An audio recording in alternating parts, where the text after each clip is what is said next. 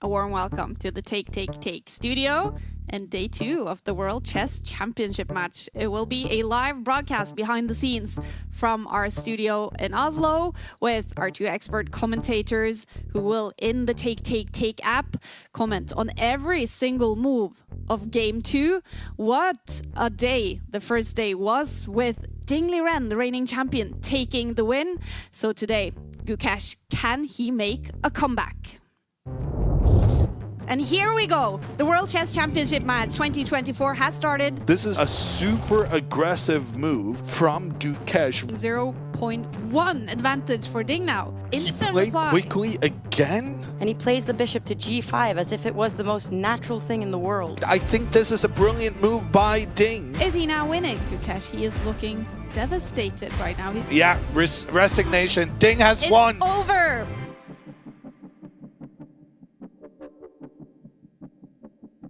Was called by our main expert here in the studio, Jon Ludvig Hammer, Grandmaster. He is a well-known TV commentator in Norway, and now commentating on the World Chess Championship match, Game 1. It was a crazy one, Jon Ludvig. Yeah, no, it was a very combative opening from Ding. He said in the press conference, I thought he could be nervous. I wanted to play something that actually challenged him, and that was a perfect analysis, and he succeeded very well in what he set out to do. Yeah. Exciting result for the match. Sitting next to Jon Ludvig is FIDE Women Master Maud. You're doing the commentary, text commentary in the app, and the game yesterday had some very long pauses. Ding spent a lot of time in the opening, and then Gukesh started spending a lot of time. What was it like commentating on it in the app? It was very fun because I was trying to follow all of Jon Ludvig's analysis of different possibilities so that we could be ready to comment those moves if they did happen. Yeah. But sometimes there were some really unexpected twists and turns, and then a lot of long thinking breaks. So we had to send out notifications to people to get them back into the game and let them know that the players had only minutes left to play many moves. Yeah. So it was very dramatic with the time situation. But we also posted a lot of pictures, some polls, so a lot of other things as well during the match. Yeah. So make sure to get in the app, everyone, because then you can interact, you can answer the polls and follow every single move, and especially get notified when the game starts, when big moments happen, if you're not able to follow every single minute of the match and of today's game. So make sure to get the app. Now, in yesterday's game, I want to also talk a little bit about what happened beyond the board. We were so anxious to see Gukesh. Would he be the calm, in control chess player that we've seen over the last year? Or would he, as an 18-year-old, actually feel the nerves? And what's the conclusion to that, Jon Ludvig? Did he look nervous? He didn't look nervous initially, as long as he was within his We opening. see him shaking here, right? Well, as long as he was within his opening preparation, he was looking very calm and collected. But once he had to think for himself, yeah, it was a much bigger struggle, and he also did not succeed in finding the best moves at multiple important stages. Yeah. And we were also anxious to see Ding Liren. What version of the world champion would we see after struggling ever since becoming world champion? Well, he won the game, and in the press conference afterwards, we could finally see a smile on Ding's face. Oh, no microphone. It's on your phone. Well, of course, I feel very good. I haven't won a single classical game for a long time, and today I managed to do that. But this game, I think it's, to be fair, it's very lucky for me because I missed 2 tactics. Fortunately, it didn't work for him. Yet, because it's the first game, I think he might get nervous at the start of the match, so I try to play something unusual, which I haven't played for a long time, and it turned out to be worked perfectly. Okay, this obviously it was not a great game by me, and it all depended on the alertness. I mean, when all this knight b to queen c4 happened, I think it was just a tactical oversight by me. I mean, it can happen. It's a long match, and yeah, about my opponent's form, I think Yeah, I mean, I expected nothing else. I expected the best version of him, and we have a long match ahead. So yeah, it's only more exciting now that I'm training. Gukesh is saying he expected nothing less from the world champion Ding Liren when coming to the world championship match board. But what was it that impressed you with Ding yesterday, Jon Ludvig? I think it was just his mentality, like I spoke about, the fact that he played a risky French opening. It's very unusual for the French to feature in World Championship matches, and Ding tried it against Nepomniachtchi previously, and actually managed to ended up losing that game. So it's a good revenge for him to show that the French, despite its somewhat less than stellar reputation, holds up at the highest level and poses problems for the opponent. Yeah. We're very lucky in Take to have some amazing experts here live in the studio, in the Take app, and also every day after the games, we do recaps together with Gotham Chess, Levi Rosman, and world number 1, Magnus Carlsen. So let's hear some of Magnus's thoughts from Game 1. I was following the game on the app, and I couldn't believe my eyes when I was seeing how quickly Ding was playing and the confidence he was playing with around those times. Because it's not like any of his moves individually are that difficult. It's just that actually playing them, moving forward, spotting all those little tactics that he had to spot in order for this to work. It was not reminiscent of the Ding we've seen recently. Yes, like as we will discuss later, there were moments afterwards that were not perfect. But I think if you're a Ding fan, that has got to be super, super encouraging. And yeah, for Levi, I think, and for chess fans who want this to be an even contest, that was tremendously exciting to see. Because at that moment, like we saw a proper top player, a person who's capable of becoming world champion, and we haven't seen that for a while. So that was fun. So when you're asking what was there one big mistake or just a bunch of inaccuracies, honestly, there were both. This is the worst possible start. Maybe that will give him some relief in that. Well, I cannot really play worse than I did today. Because this was... Imagine, like, you just do sort of everything wrong. You let Ding outplay you. Like, not that Ding didn't take it, because he made a lot of good decisions himself, but then also, like, when you're let a little bit back into the game, then you overthink it and lose without a fight. Like, that is, I've done that many times. I'm sure you've done it as well, Levi, when you feel that you're getting a chance to get back, and then to blow it and just lose without a fight, it's a horrible feeling. Yeah, Gukesh is not going to feel good about this game. That's a brutal verdict from a former world chess champion, Magnus Carlsen. Gukesh, he's going to have to make a comeback at some point. Will it be today? Game 2 is about to start.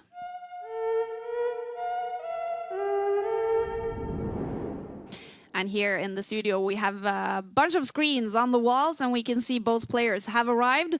Ding Liren is sitting by the white pieces. He's going to have the first game in the World Chess Championship match with the white pieces. So what do we expect from the opening, Jon Ludvig? Well, there is the traditional thinking, and then there's the Ding thinking. Ah, I like the Ding thinking. The traditional thinking is that when you've taken the lead in the match, now you safeguard the lead, and now you play very safely. Even when you have the white pieces, your main priority is just do not lose your advantage. But then, considering how shaky Gukesh was yesterday, and considering how combative Ding turned out to be even with the black pieces, he might feel that this is an opportunity to strike and try to get a 2-0 lead and really use the momentum he got from game 1. All right. As usual, some celebrity or some notable person is making the first move. but we are waiting for Ding to make his first move and start the clock. And we can see on our screen the handshake happening. Gukesh, he is clicking the clock. Starting the clock. Is Yeah. that what you say? I like that, clicking the clock. But Ding doesn't make his move entire. Oh, there he does. There, He does we make have his the first move. move. I gotta say, this is unexpected in my opinion. Ding uses the king's pawn. I was expecting him to use the queen's pawn, but he is able to change between these two openings, which makes it difficult for Gukesh to know what to expect. Now, after the king pawn pushing forward in the center, Gukesh does the same thing. So this is the king pawn opening, both players using the king pawn 2 steps forward. Ding comes out with his knight attacking in towards the black pawn. And then the black knight comes in to defend the pawn. So far, so good. And now Ding chooses the Italian opening, which... it was very popular back in the day, and it's very popular nowadays. But there was like a period of a couple of decades in the 2000s and 1990s, I think, where the Italian didn't really... It was considered like what you play if you don't want to delve into the depth of the Spanish opening. But nowadays, the Italian is the most fashionable and the most popular at top level. And these players have played the Italian against each other in the past. For instance, the game where Ding beat Gukesh as black earlier this year in the Tata Steel tournament in the Netherlands. So this is an opening that Ding is now playing with white, although he played it as black against Gukesh previously. So this is an opening that both players are comfortable with. Ding knows it's very much possible to win this with the black pieces. Sure, sure. It's just an interesting opening. Gukesh chooses to move out his knight. His Let bishop me make to sure. C5. He moved the bishop out first. This is interesting. Normally, it just ends up being the same thing, whether you move the bishop out first or whether you move the knight out first. But Gukesh chooses the bishop. And sometimes in the World Championship matches, you got to watch out for these minuscule differences that they choose. Because sometimes they have done tons of analysis to figure out which is the most accurate move order. So the bishop goes out, Ding pushes his pawn 1 step forward, and then after the knight moves out for Gukesh, Gukesh is just developing his pieces, keeping his pawn in the middle safe. Now Ding plays quite an uncommon move. He plays knight to c3, and it's normal moving a piece to the square, but normally you use the pawn. Normally, you use the pawn to take control over an important square in the center of the board. Using the knight instead, I gotta admit, I'm not even sure I've seen this move in this particular timing previously. One of the points is that if Gukesh now pushes his pawn forward in the middle, which is a very normal way of playing, this knight could potentially start chasing after the black bishop. And one of the reasons I'm mentioning this is because Gukesh now chooses to move his pawn 1 step forward on the side of the board.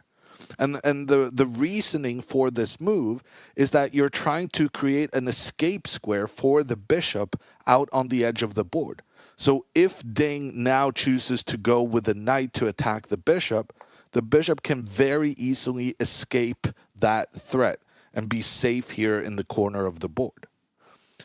So now Ding abandons that plan using the knight to go after the bishop, and instead he uses his pawn 2 steps forward on the side of the board. And this has gotten Gukesh thinking, and once again, we're having interesting new ideas being featured in the match. I'm going to try and look up how uncommon that knight move was that Ding used early on. That would be great, Unadik. It's interesting now that Ding, or it's actually Gukesh who is the first person in this game to kind of spend longer time now, approaching 3 minutes. And I feel like when you use these like longer thinking breaks, then you're kind of admitting, I don't know what to do. And that can be like a sign of weakness. So I'm wondering if Gukesh has seen this before, or if he kind of has to sit there and think about the different options that he's seen, because the position itself doesn't look that crazy, but as Jon Ludvig says, that knight doesn't usually go to c3 so quickly, and I'm wondering how that little detail will affect the game. Okay, and Gukesh has chosen to play his pawn to d6, Jon Ludvig. Okay, classic move. We talked about how if he made this move one step earlier, then his bishop could be trapped by the white knight. But now that he created the escape square for the bishop, then he feels comfortable playing the normal way. And Ding responds immediately. Ding gets his king into safety, which we didn't really see him do last game. So that happened in move 31 yesterday. Crazy stuff. It's incredible. Yeah. Isn't that incredible? Yeah, no, it's very late to castle. But because he was so late, his king was a major concern throughout. Okay, I've actually done a study of this knight to c3 move. It was not as uncommon as I thought. It's played in over 10% of games. And then Gukesh's pawn to a6, that is also played quite a few times. So we're still within the area of what has happened before, but it's also worth keeping in mind that in the Italian opening, despite playing the moves in different orders, a lot of the stuff is familiar because all the positions look like one another. So this, after castling, we have the position 23 times previously. In the history of the world, 23 times. Crazy stuff. All right, I did get a notification that the game started. I'm very happy about that. I hope you at home as well received your notification that the action of game 2 has started. And I'm also now in the app, and I'm inside the game, and I can see there is a poll. Getting ready for game 2, will we see a winner in today's game? I answered no, which is not very like myself, but I did. What do you think do you think there's mostly yes answers or no answers, Jon Ludvig? Well, I voted myself, so I know what had the most answers when I voted. I voted no because I feel like the sensible thing to do for Ding is just to preserve his lead. And well, today's game, it's not like it's fireworks out of the gates, but it's a lot of pieces still on the board. What's interesting about the Italian opening is that it doesn't really invite early trades.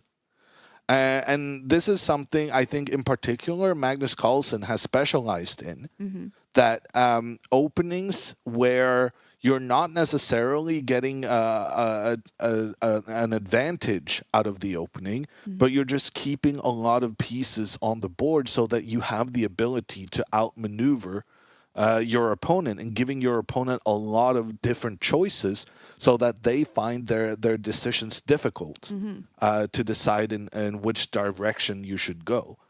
The answer was 59% thinks there will be a winner in today's game. I do think that is people voting with their hearts more than their brains. The draw percentage at the highest level is high, and the draw percentage in a world championship match is even higher. And that's the reason we're so excited about the first game yesterday ending in a win, because that completely changes the dynamic of the match and it forces Gukesh to be a lot more aggressive than he otherwise Yeah. would have had to be. We haven't seen that since 2006, right? A game won in a World Championship match ending up with a winner. And I saw a stat also on game 1 winning with black Oh, has not happened since 1967. Yeah, it was like in the 70s or before that. Yeah. It was. Yeah. oh, wow. Jonas said during our broadcast, like, this must be 50 years ago or something, and that was actually That was pretty- actually that was correct. a pretty good estimate. Wow. The chess genius. Well, Simon, my chess coach and Magnus's chess coach in high school, he wanted us to learn chess history, but I was better with the chess moves. But I did do a presentation on one of the world champions. Magnus, by the way, one of the things that's really interesting about him is that he's really fascinated by chess history. Is he? Yeah, so he really knows so much about not just the players, but also the matches they played and the moves they played in the match. So, like, he can famously, Kasparov, when he visited Norway and Magnus was just a kid, before kind of Kasparov realized this is the one. Kasparov was visiting Agdestein for, I don't really remember why. And it ended up with Magnus and Kasparov having a big discussion on Alyekin's best games. Oh. And Magnus had a different opinion And I to bet he was afraid to say it. at the time, reigning world champion, best player of the world ever, Yeah. Garry Kasparov. And I think that kind of, when Kasparov realized this kid not only knows moves, but he knows the lore and he knows the players. He knows stuff way beyond the board, which I think is one of the Maybe that's what we fascinating need to do things with about him. Magnus. Do some sort of history lesson in the studio on World Championships. We have a move on the board. 2 moves actually, because Ding continues playing very quickly. Wow. So first off, Gukesh plays his pawn 1 step forward on the side of the board. That's the second time in the game he's done that. But it's for different reasons. When he pushed forward on the right side, that was to create an escape for his own bishop. But now when he moved 1 step forward on the opposite side, that's to prevent the opponent from getting their bishop in a dangerous situation. So Gukesh wanted to prevent the bishop from pointing in towards the black queen. This can be quite awkward to deal with. And so Gukesh made sure to move his pawn in position to control that square and prevent that scheme of development. And because the bishop could not move forward here, Ding then chooses to go as far forward as he can go without being captured by any of the black pawns. And with this move, Ding offers a trade with the black bishop. And interestingly, instead of doing something about the tension here between the 2 bishops, Gukesh quite quickly responds by doing the same thing, moving his bishop up and offering a trade against the white bishop. And now the 4 bishops are all pointing at each other and can be traded at will. In fact, Ding here could have made the trade between the bishops 2 times, in which case Gukesh would get pawns that are on the same file, doubled pawns we call that, which is considered a disadvantage. But then at the same time, he would also open up for his rooks to get involved very nicely. And it seemed like Ding was aware of this possibility, but also felt like this was not in his favor at the moment. Ding continues his quick play, and he moves his pawn 1 step forward on the side of the board. This is the same kind of thing we saw from him yesterday. He also pushed the pawn on the queen side of the board very as far up as he could very early on in the opening. Similar strategy here, but now Ding is the one saying, I don't mind if you capture my bishop and then capture the other bishop. So it's kind of a fight between the 2 players about who gets the doubled pawns, who gets the so-called bad pawn formation, because both players feel that if they get this pawn formation, yeah, the pawns are not amazing, but it opens up for the rooks to point down and get involved in the board. Wonder what Beth Harmon would do in that position then. We know from Queen's Gambit, she discovered double pawns was a big problem. Well, turns out it can be an advantage as well, or at least that's what both of these players suggest or imply with the way they're playing this game. They kind of keep proving chess wrong. Yesterday, not castling for Ding until move 31. It said, like, you have to castle in the opening to get your king to safety. And then it said, oh, no, you don't want double pawns. It's a problem. And here they are fighting to get the double pawns. And it really showcases the advantage of the doubled pawns. Because, so right here, the rooks are not involved in the game. The rooks are quite valuable pieces, but they're also the most difficult ones to get involved in the game. Because very often there will be pawns standing in the rook's path. So this rook cannot point down towards the white queen because of the pawn in the way. And this pawn is also standing in the way of this rook on the opposite side. So the pawns, getting rid of some pawns very much improves your ability to get the rooks into play. And that's kind of what both players now are thinking about these bishop trades. Because the thing about getting doubled pawns means that then necessarily there's going to be one file on the board where you have no pawns. You only have 8 pawns. There's 8 files on the board. If 2 of the pawns are on the same file, something has opened up. And here, the first trade here would open up for the white rook to then point down towards the black position, which could lead to an attack on this side. And then if we do the second trade of the bishop, well, then we see that white opens up through the center and gets incredible control of some of these central squares. So very, very interesting how both players wanted the other guy to trade their bishop. And both players are just keeping the bishops looking at one another because they don't want to be the ones to open up for the opposing rooks. Well, in Take, we believe that everyone should be able to follow, watch, enjoy chess, that it is a fantastic game that the world should be able to be entertained by and to watch. So that's why we try to keep our commentary as open as possible for everyone to be able to follow.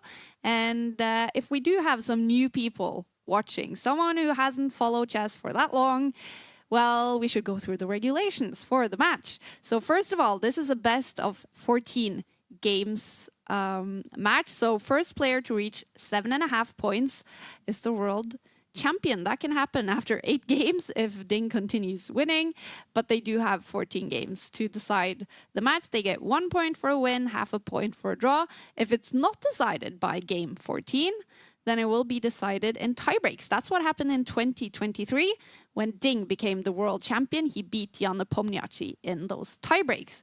And in terms of time control in each of these games, they have 2 hours for the first 40 moves. So they have to reach move 41 by their 2 hours. And yesterday, that was a lot of drama. Gukesh hardly had any time left when he reached move 41. And after they reach move 41, they get an additional 30 minutes. And after every move after move 41, they also get 30 seconds increment. I don't feel I explained that that was very easy to understand, but well, that's what it is. Let's focus on the 2 hours for now. 2 hours to reach move 41. And they're definitely playing faster today than they did yesterday. Yesterday, Ding spent, I think on move 7, he spent like 28 minutes. and he's playing super fast today. Gukesh is thinking a little bit, but when we talk about classical chess, this is not a dramatic way to spend your time, Jon Ludvig. But actually now we suspect that he might think for a while, because while you were explaining this time stuff, Kaya, Jon Ludvig showed me his screen where he has looked at all the games played before in this position, and never before had anybody played this move to A5. So we had to update the app. We had to write that this was a novelty. And now Gukesh has already been thinking for 7 minutes, and he might be thinking for 30. I think it's also really interesting to see what the other games that got to this situation, what they had played. Oh, but we just got the move. We got the move from Gukesh now. Okay, so he thought for like 8 minutes. Okay, that wasn't exactly what I would think he would do if you've never seen the position before.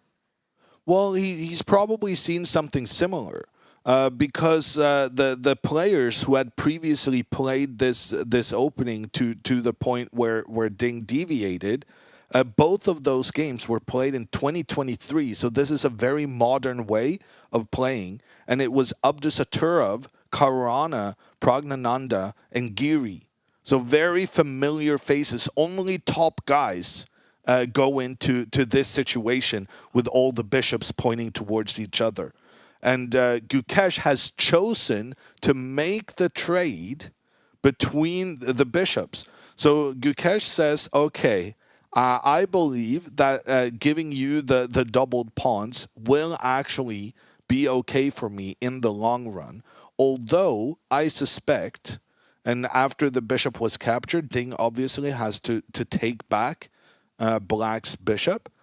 But now I think Gukesh is not going to do the second trade. I think Gukesh feels like, okay, I can open up here for your rook or queen in the middle of the board, because I don't think your rook and queen really will accomplish much with this extra control. But if I make the second trade between the bishops, that's more dangerous, because this rook opening up on the f-file, that is more difficult to counter, and it can create more dangerous attacks against the black king, who we expect to castle to this side of the board, and then the open file can be used in an attack against the king. And every single day there are new changes and updates to the Take app. Yeah. And one of the updates from yesterday to today is that we now have definitions in the app. Oh, nice. So we can actually use chess terms, and they will be underlined. So you can click on them if you don't know what it means. Or in many cases, if people do know what doubled pawns are, which I think is going to be a big theme of this game so far, then you can refer back and look at that definition. So I think that's going to be useful if you haven't followed chess that much before, but also it's nice because we are chess players and we do use these kinds of terms quite a bit. And doubled pawns, that's going to be maybe the word of the day, and you can check out the definition in the app if you forget what it is. How cool. I can also click pawn chain. A row of pawns protecting each other diagonally. Beautiful. Now, the app is quite new, so it's only been on the market for 1 month, and we are constantly updating, trying to make it the perfect place, the perfect home for chess, where you can see all the tournaments happening with the top players, where you can highlight and follow your favorite players, get notified when they play tournaments, and of course get text commentary for big games. But we love hearing from you guys if there's stuff you wish to see in the app, or if there is something you would change. I'm keeping an eye on the comments here on YouTube and on Twitch. So if you do have any things to say about the app, then please leave your comment. And if you also have questions for our experts here in the studio, don't hesitate to ask them. I will try to ask as many of them to Jon Ludvig and Maud as I can. All right, so what's happening in the game? Gukesh is now thinking on his move 10. We do have screens here in the studio. I can see Gukesh sitting by the board, thinking very intensely. Is Ding there? Yesterday, Ding didn't leave his chair the first 4 hours and 7 minutes of the game. What's his tactics today? Is Ding sitting there, exactly? Possible to say. That would be my guess that he's keeping true to the strategy that worked last time round. But I do find it interesting that Gukesh made a move where Ding's response was absolutely obvious. Ding had no choice but to capture the black bishop that had captured a white bishop. And yet, despite his opponent having no choice, Gukesh is thinking about where to go next. And I'm often critical of these kind of things because if you made the decision to trade the bishops, that's irreversible. And you should have your plan for the next couple of moves ready as well. He castled now, though, so maybe he's a little bit nervous still, and he doesn't want to rush out in the opening, kind of like he did yesterday, where he was playing his moves very quickly. Maybe now he's thinking to himself, I'm going to double and triple check everything before I make a single move. And now it looks like he is castling and getting his king into safety as well. And I think this is pretty much what we were talking about on the earlier move, that Gukesh is happy to trade one of the bishops, but he doesn't want to trade the second one because of the opening for the white rook down towards the black king would be a lot more difficult to deal with than the opening through the center of the board. And now actually Ding is the one who chooses to trade another bishop, so we're going to have doubled pawns. Wow. This is a fascinating struggle. Obviously, Gukesh is going to have to capture back this white bishop. And now the situation is identical with two exceptions. Ooh. So if I move Oh, look at that. Yeah. Ding, the pawn on the left side one step back, and if I move the pawn on the right side one step forward, then the positioning of both players is completely identical. All right. So the take a most picture of that. interesting thing about this position is the fact that Ding has managed to get his pawn on the side of the board one step further up. And what are the consequences of this? Well, for instance, it's going to make it more difficult for Gukesh to go with his pawn one step forward. That could be a desirable move because he wants to have these pawns defending each other. But if he does this, that would allow white to trade off those pawns. Let me do it properly. This is like a chess player technique. When pawns are traded, you know that the end result is that the black pawn will move here. So what chess players often do is that they take the pawn that's making the trade and just take away the pawn that's gonna move on the next. But really, what's happening is that the pawn takes here, and then this pawn moves to the other position because it takes back. And the problem with this for Gukesh is that now he will no longer have any pawns controlling the d5 square. So this is very high level strategy. Here, no pawns can control the d5 square, and that can be a potential way for Ding to push his knight into black's half. Whereas Ding, he still has a pawn that can go one step forward and keep this square under control so that Gukesh cannot mimic the plan of going with the knight into the middle. So this feels to me like it's quite pleasantly better for Ding. And he continues pretty quickly with pawn to b3. So Ding doesn't have the concern that if he moves the pawn forward, the pawn will be captured in from the side. So Ding just constructs this pawn formation where the pawns are defending each other. But I'm kind of surprised by the fact that Ding is just leaving the queens to look at one another Ooh, yeah. through the Weird. center of the board. Wow. Will they be traded off? Well, the thing is, if Ding is the one who makes the trade, then Gukesh gets his rook into the center of the board. In an open fight. And the same applies for the other way around. If Gukesh chooses to make the trade, then Ding is the one who gets like a free move with the rook into the middle. So you don't want to be the one taking first. It's a difficult assessment, right? Technically, you don't want to be the one to take first, but if it's more important for you than for your opponent to make the queen trade, you might feel it's necessary to make the trade before the opponent just avoids it altogether. So Gukesh, has to make an assessment whether the queen trade is important to him. They have both castled their kings. There is a question in the YouTube chat. Is this still opening? Or are we now officially out of the opening?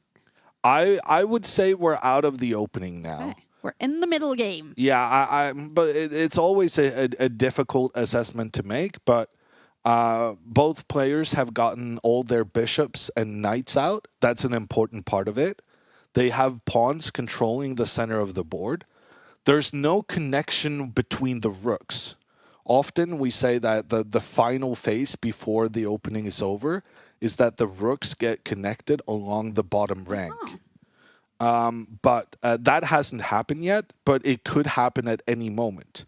If Gukesh chooses to trade the queens, then both white and black has connection between their rooks.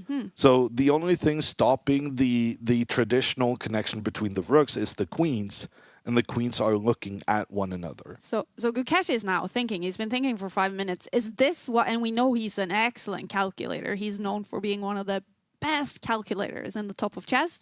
Is this what he's calculating now? Looking at the queen trade? This is not a calculation position. I did not know that some positions were calculation positions and some were not. Yeah, so this is more of a strategic position. Okay. It's very based on plans and maneuvering. And developing your pieces, taking center, stuff like that. Yeah, and basically just finding the right ideas. But calculation, I feel, is more about I go there, you go there, captures, that kind of thing. There's not going to be a lot of captures here over the next couple of moves. It's just going to be Gukesh trying to minimize the advantage that Ding has got due to his further advanced pawn on the side of the board. We got a picture of the players sitting across each other in the exact same way, where they're both like sitting like this. Oh, yeah. And I thought that was suitable to add to the app and upload that picture, because Luke was talking about how the position is very similar and then they're sitting in the exact same way. And also because some people with the app, they might not be following this broadcast and they might not be able to see what we see on some of our screens of how the players are sitting. So good job, Ludwig. I felt like you were able to tie together the picture and also what's going on the board with beyond the board. Yes. We like to talk about beyond the board and take. That's also a part of chess. What's happening with the players, the stars of the game. And I could actually see now on our screens that Ding has left his chair. Oh. So he's doing different things today than he did yesterday, Ding Liren. I thought it was interesting that he said, when he was asked, why didn't you leave the board for 4 hours? And he said, I wasn't hungry. I didn't need to go to the bathroom. He must have been so concentrated and so interested in winning his game that he completely forgot every other aspect of life. Like time just flew by. Also, keep in mind, Ding has only spent 4 minutes up until this point. It's very likely that he's still in an opening that he has prepared. I think the opening has been a big success for Ding. He's gotten a position where he has a slight advantage. He's able to pose problems for his opponent while taking almost no risk himself. And he's in a situation where he knows about the best plans and he knows about the little nuances because this is something he looked at beforehand. Whereas Gukesh has to figure everything out for himself. And it's also a position that maybe doesn't play to Gukesh's strengths. So maybe that's, well, this is speculating, of course, but maybe part of the reason why Ding feels he can walk around now is that he is the one putting pressure on his opponent. Whereas yesterday, Ding was down 45 minutes on the clock within the first hour of play. Yeah. So then he may have felt like, I need to be calculating. Because yesterday was also a much trickier position. It was much more to, frankly, Gukesh's style, in my opinion. Because that was a situation where calculation could take you pretty far. Well, Gukesh, if not calculating, he is planning what to do next in this game, thinking now for 10 minutes. We talked about, Jon Ludvig, that you think this game will end up with a draw. It's simply the most common result in chess. But I'm wondering, for Gukesh, who is now down in the match, who lost yesterday, he must be so eager to make a fast comeback, to get that win today, to not wait for that win to come. And that must, can we see by his play so far, after making 11 moves, his ambitions today? I think we can see that he's not thinking this way at all. He is Which is not, probably a good idea. Yeah, he is not eager to strike back immediately and get a win. He's playing a solid opening. He's playing the same moves, the same plans as Ding, which is not really a sign of ambition. It's a sign of symmetry, of just kind of copying the opponent. And I think in many ways, this is the more mature thing to do. Because the match is 14 games long. Yeah. He will have time to strike back. But first off, he needs to kind of get into the match. He needs to acclimatize himself and his jitters. And yesterday was not a good game for him. And now he just wants to say, okay, I'm going to play a sound game, good moves, not going to be super ambitious. I just want to get on the scoreboard. Well, I'm adding some of the comments that you are saying now, Jon Ludvig, while we're kind of waiting for Gukesh's move. So I think the main points you've had is that the opening has been a big success for Ding, but that Gukesh, he is also playing a sound opening, not taking any chances, not trying to revenge yesterday's game. But that being said, I also do think that this style of play might be better suited to Ding than Gukesh. So you're in favor of Ding. It's a success for Ding, but Gukesh hasn't made any big mistakes, obviously. Oh, no. He takes the queen. Okay. So this is a big question now. The queens are off the board.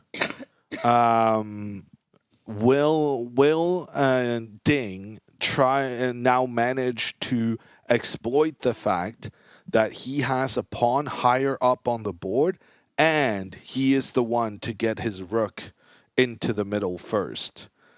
And we actually have those moves. Yes, the rook recaptured the queen. And now they're trying to trade the rooks as well. Yeah. Could this be a very quick draw, Jon Ludvig? It could be a very quick draw, yes. Right. Gukesh is trying to make as many trades as possible. And the key part of this rook looking against the other rook is that Ding is struggling with the fact that if the white rook now is captured on the next move, how do you recapture? If Ding captures with the knight, well, then he leaves the protection of his pawn in the center of the board. And that would be very, very bad. But on the other hand, if he recaptures with his rook coming in from the corner, well, then that rook abandons the protection of this other pawn on the side of the board. So Ding is having a tricky decision to make right now, because he has to consider whether he can actually afford that the two rooks now opposing each other through the middle, whether he can accept a trade between those, or which I'm thinking about, maybe he just needs to step away and say that I cannot afford a trade of rooks. I need as many rooks on the board as possible. And if that's his strategy, then maybe he just moves out of the way. The disadvantage of that, of course, is that then Gukesh has his rook very nicely placed in the center. So we are wondering now if there will be more trades, more pieces coming off the board, which will get us closer to a draw, potentially a quick draw. So I want to remind you, Jon Ludvig, that I do have my very cool buttons here in front of me. And I do have hammer time button today. So when you do feel ready to call the result. Yeah, I was looking at this statistic that we were talking about yesterday about how much time the players are spending at the board, or whether they're moving away. So yeah, Ding has been taking several breaks out of the board today. I mean, it was so brutal yesterday. When he left for the first time, he was winning the game, basically. And he went to his private lounge, Ding Liren, this silent warrior, as Sagar Shah of Chessbase India calls him.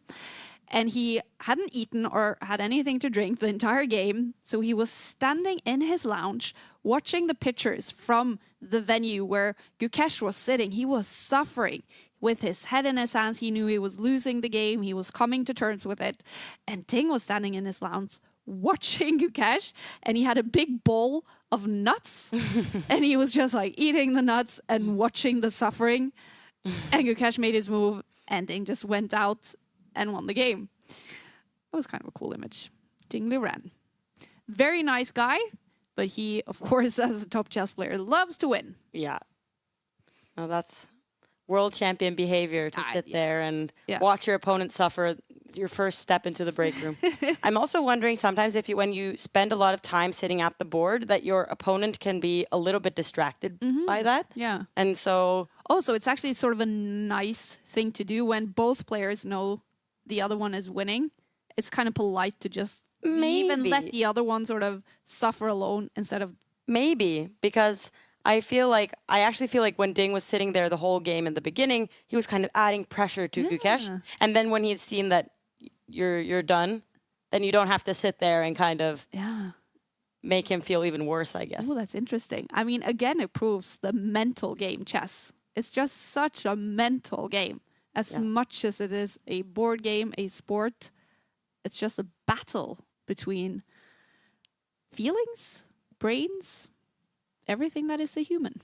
And it's also interesting that to see how Gukesh will kind of reset himself after yesterday's loss, because he said that during the candidates tournament that when he lost to Abdusatorov, that he actually felt like, I can still do this, and that kind of a feeling is what actually led him to win the entire candidates tournament, which brought him to participate here in the World Championship. So, I mean, he has a pretty good mentality, and he's pretty good at resetting himself.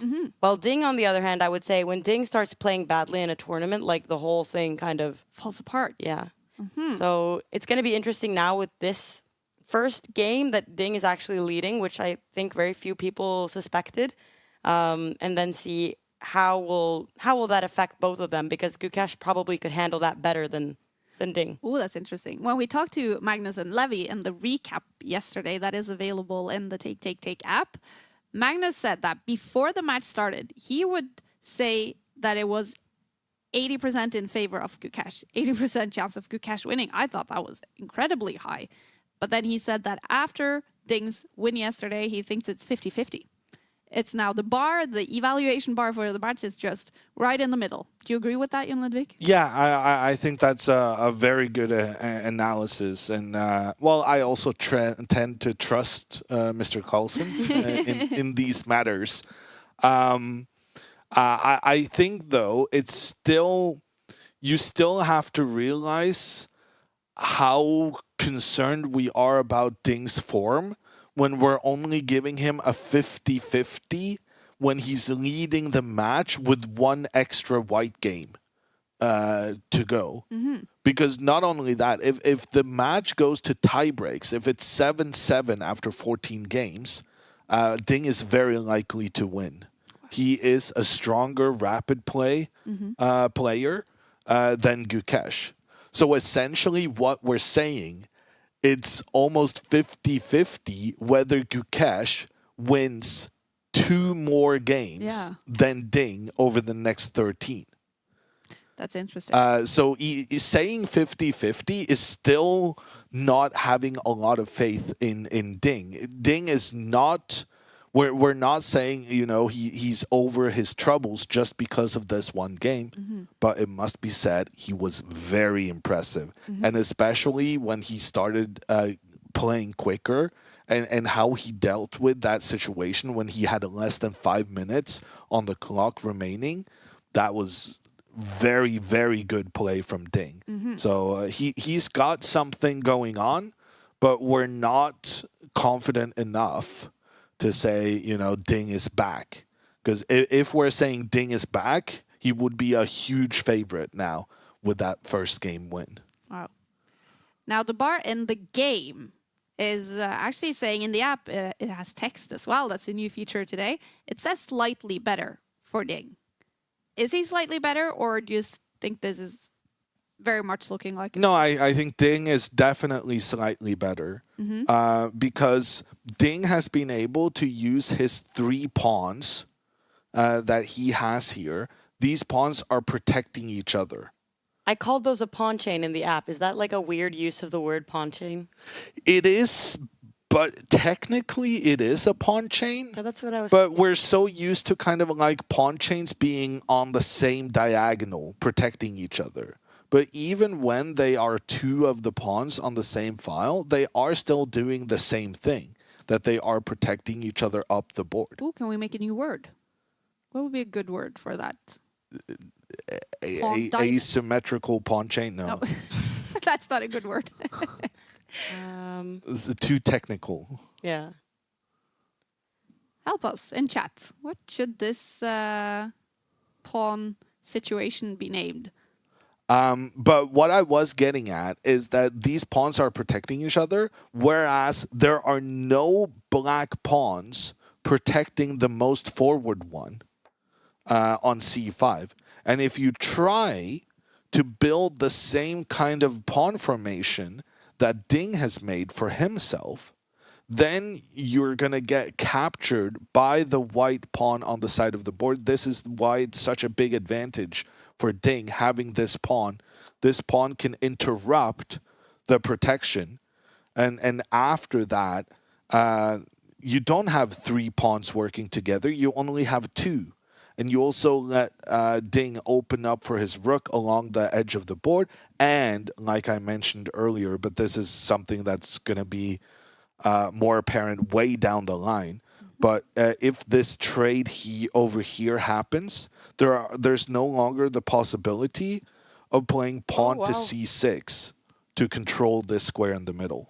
Ding just avoided the trade of rooks and played his rook to c1. But that's what we looked at. Yeah, but I just thought that maybe these... You thought I was making things up? No, I thought that... That's literally the only move I suggested on Ding's behalf in this situation. I thought the rooks would be traded. I wasn't paying attention all the time while you were explaining things. I just saw that you were trading the rooks, and I was... Yeah, no, wondering. but I'm saying that because the trade of rooks... So if the rooks get traded, the remaining white rook cannot both be controlling the open file in the middle and be protecting this pawn on the side of the board. And this pawn on the side of the board, this is the key. This is the guy who's potentially going to win us the game. Wow. And so in order to have this rook defending here, Ding feels that he doesn't want to get rid of more rooks. And he'd rather use, instead of trading off this rook, he'd rather use it as a protector of the pawn. And why is this pawn important? Well, this pawn is protecting this pawn, which is protecting this pawn. So in a way, the rook now becomes a part of the untraditional pawn chain because it helps protect the pawn in the back. It's like a pawn family. Okay, I see a lot of good suggestions in the chat. We have diamond, we have ladder, C formation pawns, but I want to call them family pawns. So you have the big brother up front, then you have the middle child, sort of back, or maybe the other way around. So you have this. Who's in front? Is it? But then, how do you distinguish why is it uniquely family? I thought with the pawn this ladder was one a good rather word than as the well. normal one? Ah, that's a good point. Okay, so ladder. Okay. Maybe the pawn ladder because they're kind of like supporting each other up the board in that way. And it's more like straight Yeah. ahead. Or like spider. I think kind of ladder like is the good. C thing, but C thing also works. because it is kind of like maybe like if we want to be more fancy, the crescent pawn chain. Ooh, that's the name of your next chessable course. You know, Vic. my next chess crime book. or that. Oh, I like that. You do have a chessable course that recently came out, didn't you? On the French, which is what the Ding expert. played yesterday. Yeah. So if there's anyone out there, Maybe Ding saw your course the day before the World Championship. my course is aimed at people rated about 1,000. But for instance, if Kaya wants to, get some me. solid openings and play like Ding, then I would very strongly advise her to pick up my course. Yeah. That you're my target audience. Yeah. More so than Ding. Yeah. Well, who knows? Who knows? Maybe he did check it out. Jon Ludvig's excellent course on the French defense on Chessable. Some free advertisement there for Chessable. And we like Chessable. All right. Well, my question in this position, because we were talking about the rooks being traded off. Now Gukesh has his rook on an open file. Yeah. So that must be an advantage for him.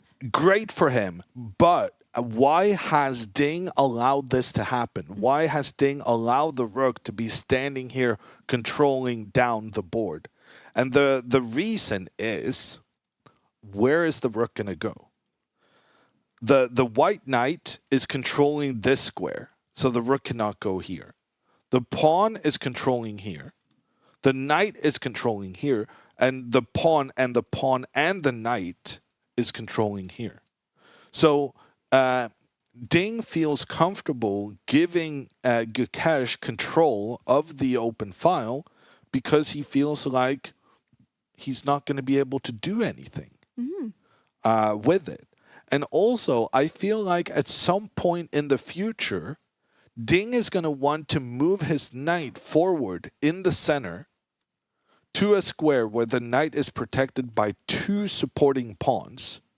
And then the knight will just stand in the way of the rook. And the rook is going to be completely useless, even though it's on an open file. The problem is getting this move forward requires a bit of preparation because you got to avoid that that Gukesh is able to capture one of White's pawns in return.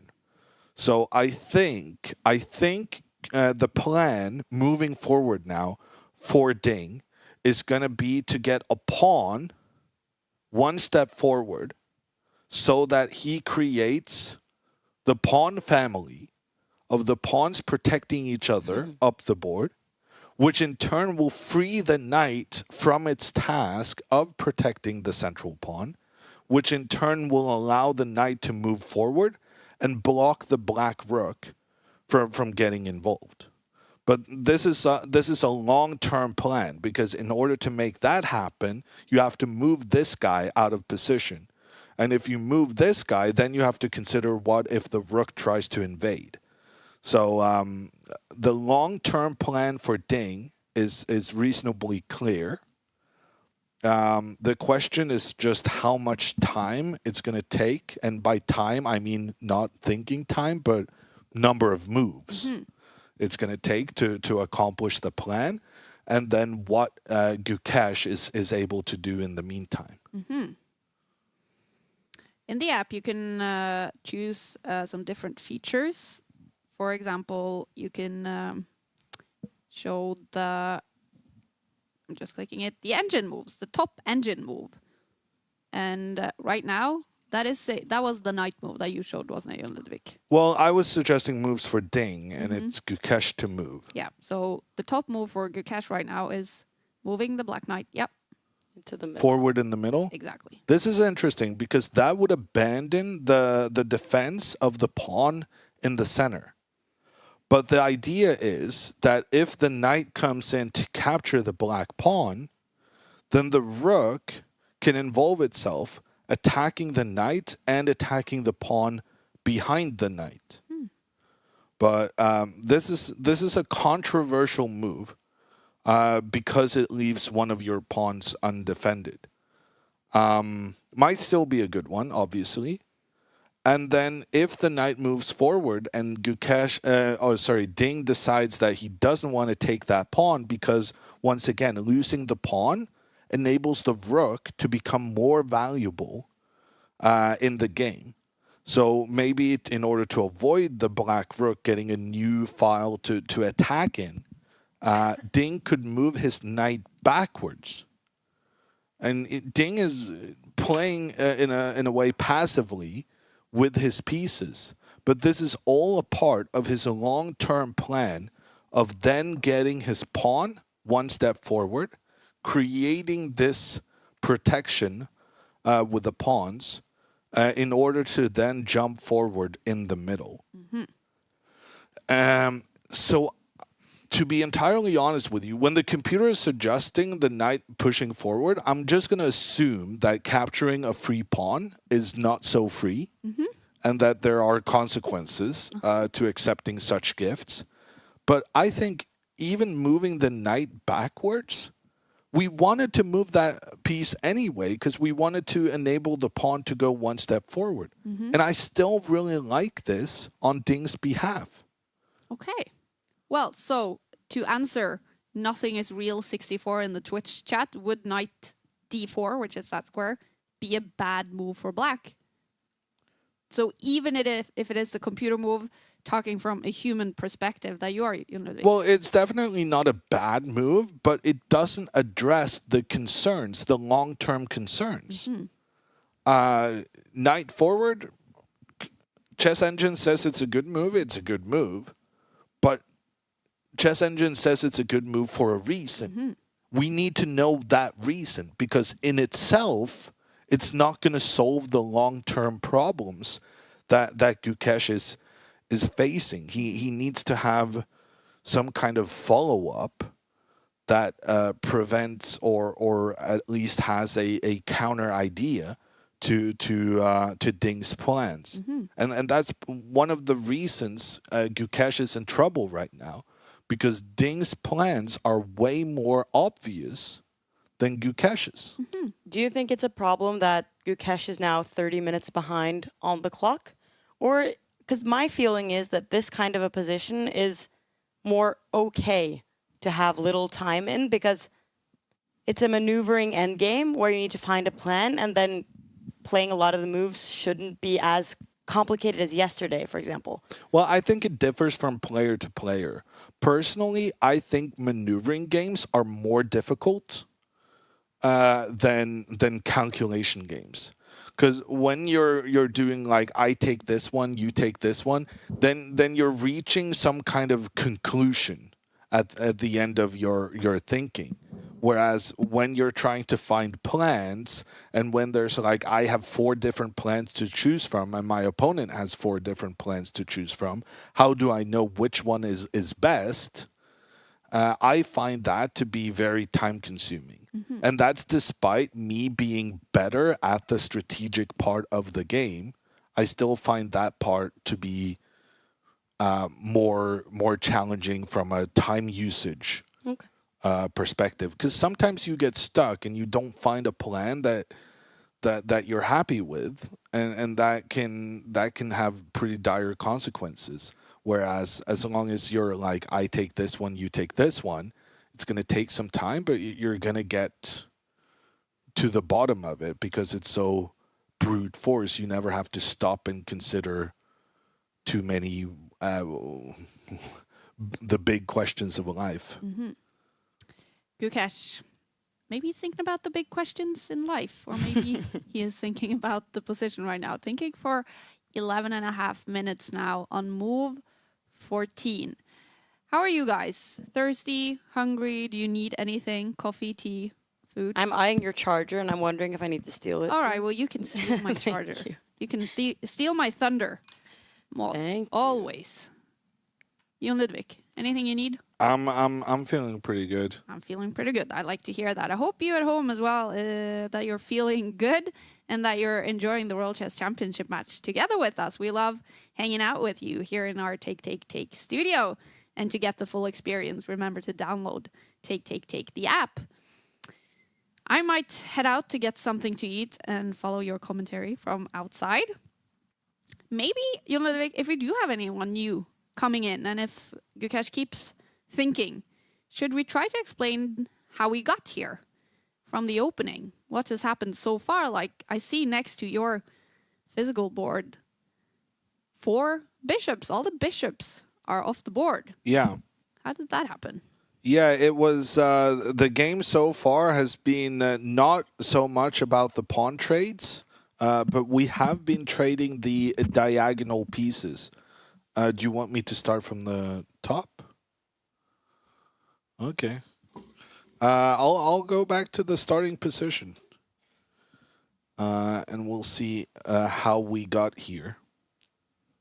And I'm going to get ready to update anything if I missed anything important. Yeah. Now is your chance, Ludwig, to let me know. So the bishops returned to the board, but only temporarily.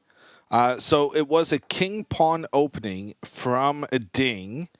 A bit of a surprise in my opinion, because I thought he was going to go with the queen pawn. But probably he's able to use both these first moves and has prepared ideas in various white setups. Gukesh responds in the same fashion with his king's pawn, but this one is attacked immediately by the knight.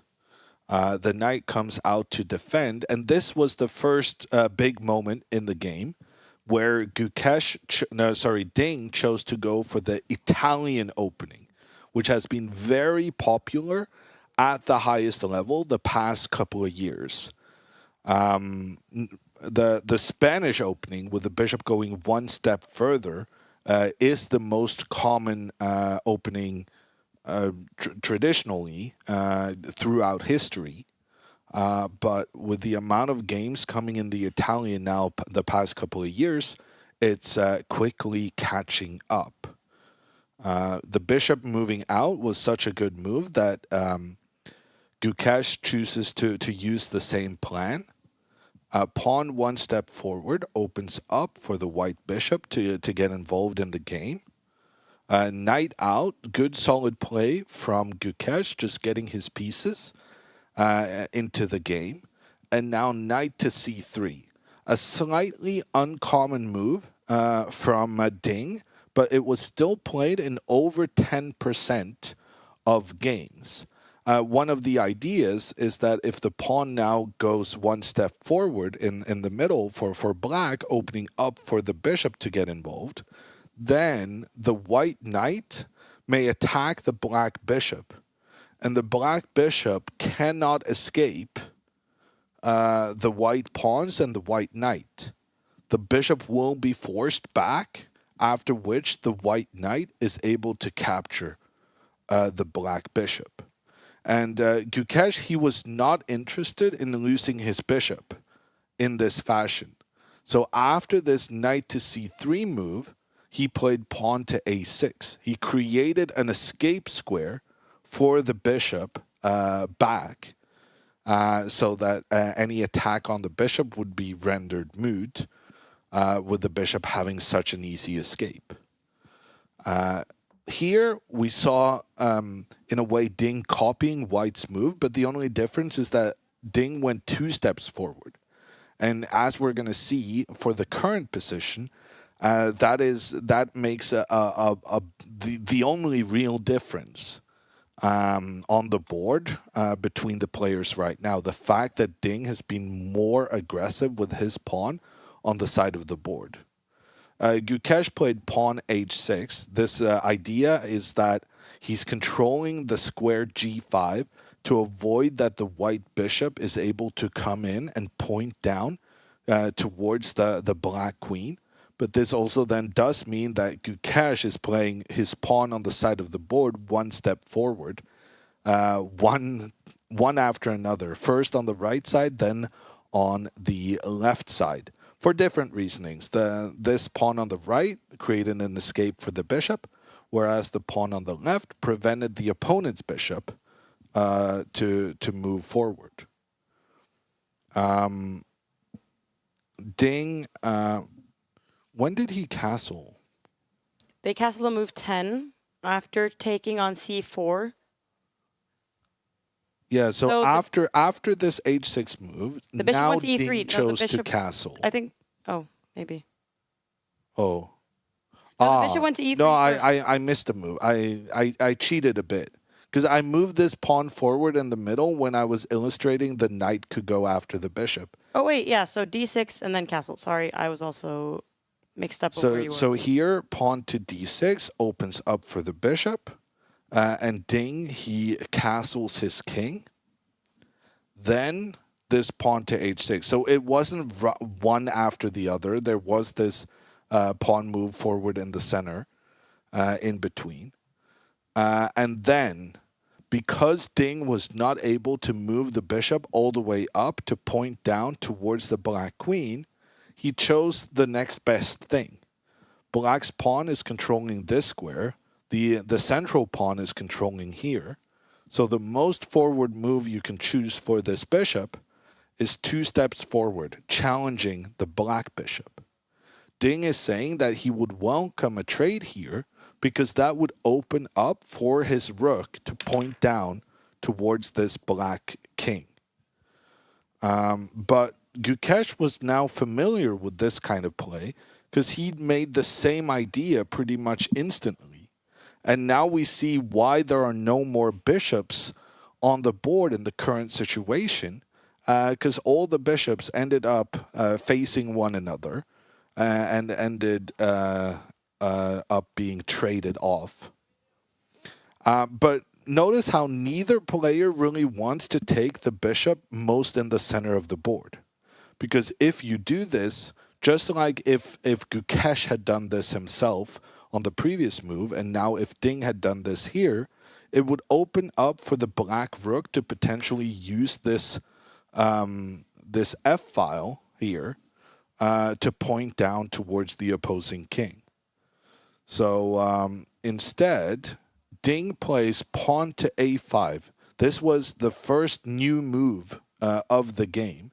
And previously, in this situation we had on the board before the new move, it was played by really top-level players like Abdusaturov, Karana, Pragnananda, and Giri in the past. So these are like very famous top 20 level players. This is an opening that is only popular at the very highest echelons of chess. And that sometimes happens, that these kind of positional strategic battles, they become so advanced that only the top players really kind of understand them. Who was the last one? You said Giri, Pragnananda, Abdusaturov, and there was one more person. It was Abdusaturov versus Karana. Oh, Caruana, that's what I was Pragnananda versus Giri. And it wouldn't be right to say the people who had reached this position include them, because it was only them, right, from the database that you were checking? Yeah. So I need to say this position had only been reached by these players? Yeah, I would say like against... top 20 players. Yeah. Namely, something like that. Okay, but anyway, pawn to a5, that was the new move. And now Gukesh chose to go for the trade between the bishops. But he's only going for the trade between bishops that forces one of Ding's pawns in the middle to go towards the side of the board. And he's avoiding the trade that would open up for the rook to point here down towards the black king. But in avoiding that second trade, that meant that Ding, after Gukesh castled his king as well, now Ding thought, okay, I'll make the trade between the bishops myself. And we have a pretty symmetrical situation where both players have used the same plans, but the main difference, the only difference really, is the fact that Ding has gotten his pawn higher up on the side of the board. But I think that is actually a really important strategic factor because it makes it more difficult for Gukesh to keep his most forward pawn on the queen's side protected. Whereas Ding, illustrated by his move, he's keeping his pawns protected in the crescent pawn chain formation. The queens got traded off, and Gukesh offers more trades. Ding, feeling like he has an advantage and wanting to keep some pieces on the board, he avoids the trade between the rooks, and we've caught up with the current situation in the game where Gukesh, on this move so far, has been thinking for 23 minutes. a very long time. And maybe it's like what you were saying, Jonovic, that you need to find some plan. And if he isn't finding a plan, what should he do if he doesn't find one? Yeah. Prevent Ding's plan? Well, that is normally plan. what he wants his plan to be. Yeah. So then it's just a question of finding out how to do it. But it's not super easy. So Ding basically, I think, wants to move his knight back. He wants to move the knight away so that he can have his pawns protecting one another. And the thing is, even though he moves his knight back to the edge of the board, this knight can then move forward afterwards and start targeting the pawn on c5, which is the pawn that Gukesh is struggling to keep protected. So if Ding just gets 3 moves here, then Gukesh's position, I think, would be impossible to defend.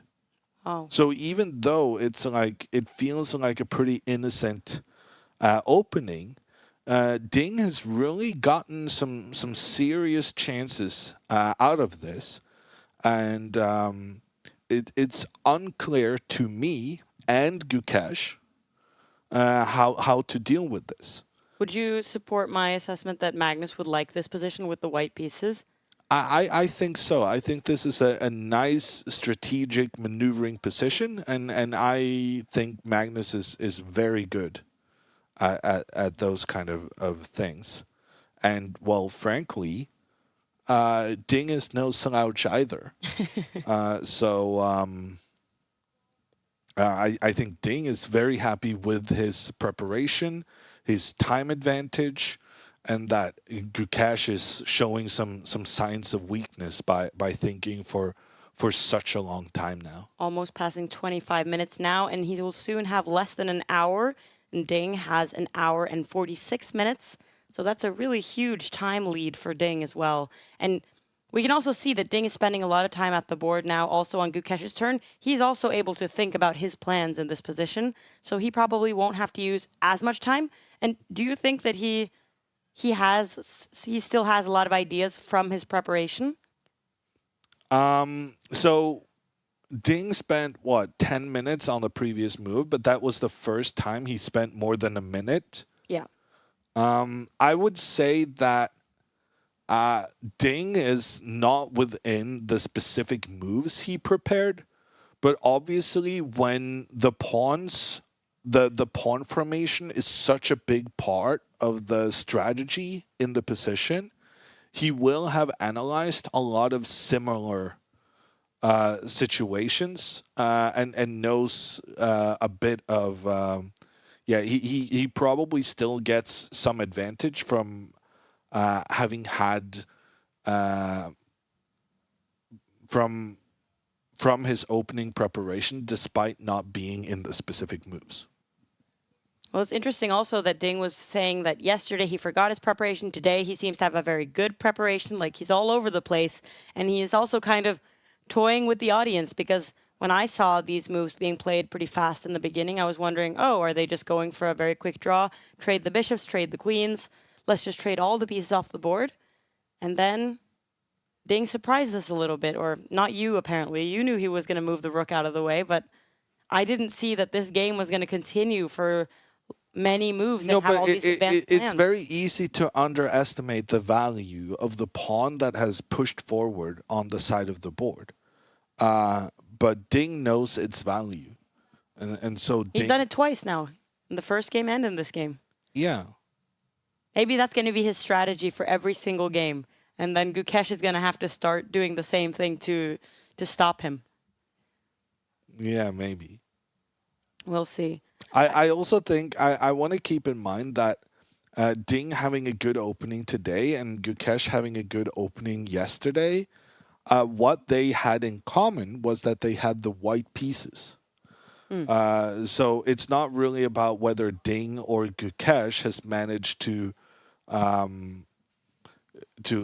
be better in their opening preparation. It's more about the fact that white has been successful in posing problems for the opponent, which is not something you can take for granted.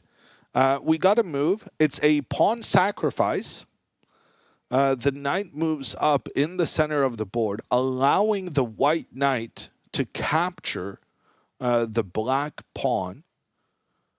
To be entirely honest with you, I feel that's a worthwhile move to investigate for Ding, capturing a pawn. But at the same time, Gukesh did spend 27 minutes on this one single move. And when your opponent, a guy who's rated almost 2,800, spends that much time and then says, do you want to capture my pawn? You're going to be very suspicious of that.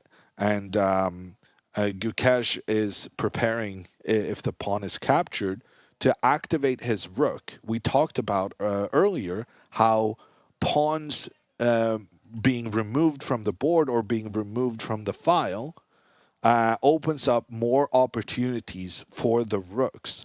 And here the second black rook can very easily get into play, attacking the white knight in the center and also putting some pressure on the pawn behind the knight. So I'm going to say capturing the pawn feels unnecessary based on the fact that the knight forward was the chess engine's recommendation. It's the move Gukesh made after thinking for a very long time. And a very human instinct is like, oh, my opponent wants me to capture their pawn. Well, then I'm not going to do it. So I kind of like this move with the knight just moving backwards. The engine also instead. likes that move. Yeah. I think it's just a nice, solid move, not changing the dynamic of the position in any way, not allowing the black rook to get activated very easily. And then after that, we're going to play our pawn one step forward, and we're going to get the pawns protecting one another up the board. And in particular, this pawn in the middle will now be protected by another pawn, which means that the knight is no longer required to keep this pawn safe, which means that this knight may find a different task, for instance, trying to move up in the middle of the board. So I think here a very simple plan for Ding to keep on the pressure. But I don't expect him to play this super quickly, because even when our opponent invites us to take free stuff, we need to consider that, because they may have made a mistake. They may have made a miscalculation.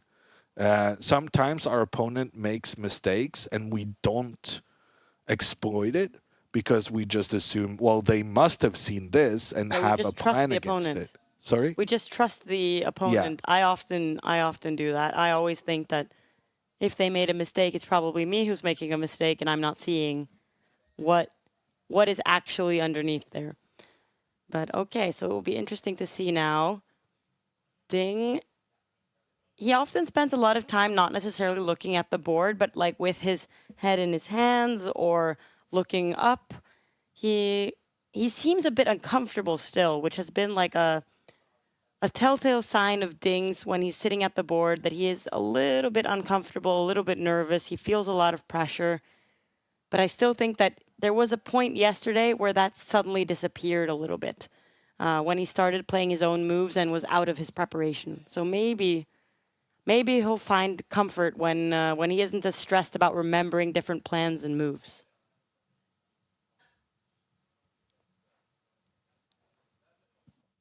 I still like Ding's position here.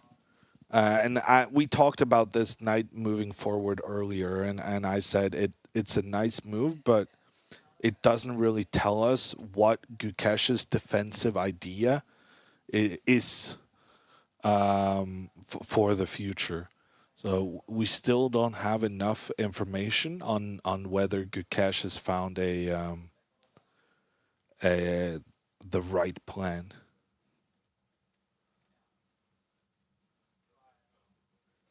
I'm uploading some more pictures of the players. I think it's really interesting to see how they are behaving at the board and what their facial expressions are like, and that Gukesh has his eyes closed, which has been his kind of like, not necessarily meditating, but that he's often like trying to keep his calm.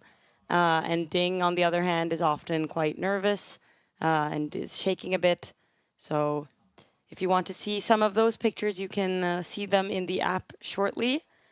I'm going to write that Gukesh, he is down to less than an hour, and Ding is having his second real think of the game with a 40-minute lead on his clock. And usually I don't pay that much attention to the clocks in World Championship games because they have 2 hours each. And you would just assume that that's so much time that we don't need to think about that time. But yesterday, that really had a lot to say in the game. In the final moves, when they were approaching move 40, where they get an additional 30 minutes, that meant a lot for yesterday's game. So today, we're going to be very focused on that. And in general, we spoke about this a little bit yesterday as well.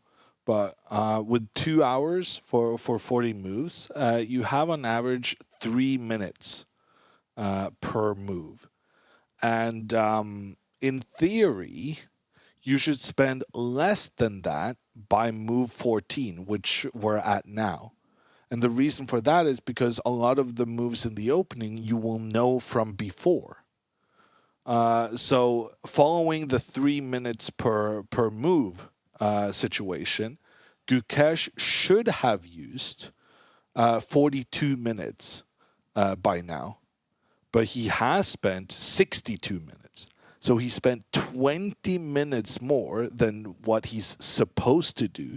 And that supposition doesn't even take into consideration the fact that he played his first 5-6 moves pretty much instantly. So I think Gukesh's pace here, once again, is a bit too slow. And it's likely that he will end up with being low on time in that very important time scramble phase. Okay, you're calling it on move 14, Jon Ludvig. Gukesh, time trouble. Yeah, no, it's unavoidable because he already spent more than half his time in less than half the moves. And the position is not going to get any easier, you would think. From this moment on. That's going to be interesting to follow. I'm going to see if our poll that we have going has made any changes. 56% still think that there will be a winner today, or at least have voted for that. And 44% think no, so they think it could be a draw. How are you estimating the chances of this being a draw, Ludwig? I think a draw is definitely the most likely result. But Gukesh's position is, I find it to be unpleasant. And he's also down on time, which in turn is unpleasant as well.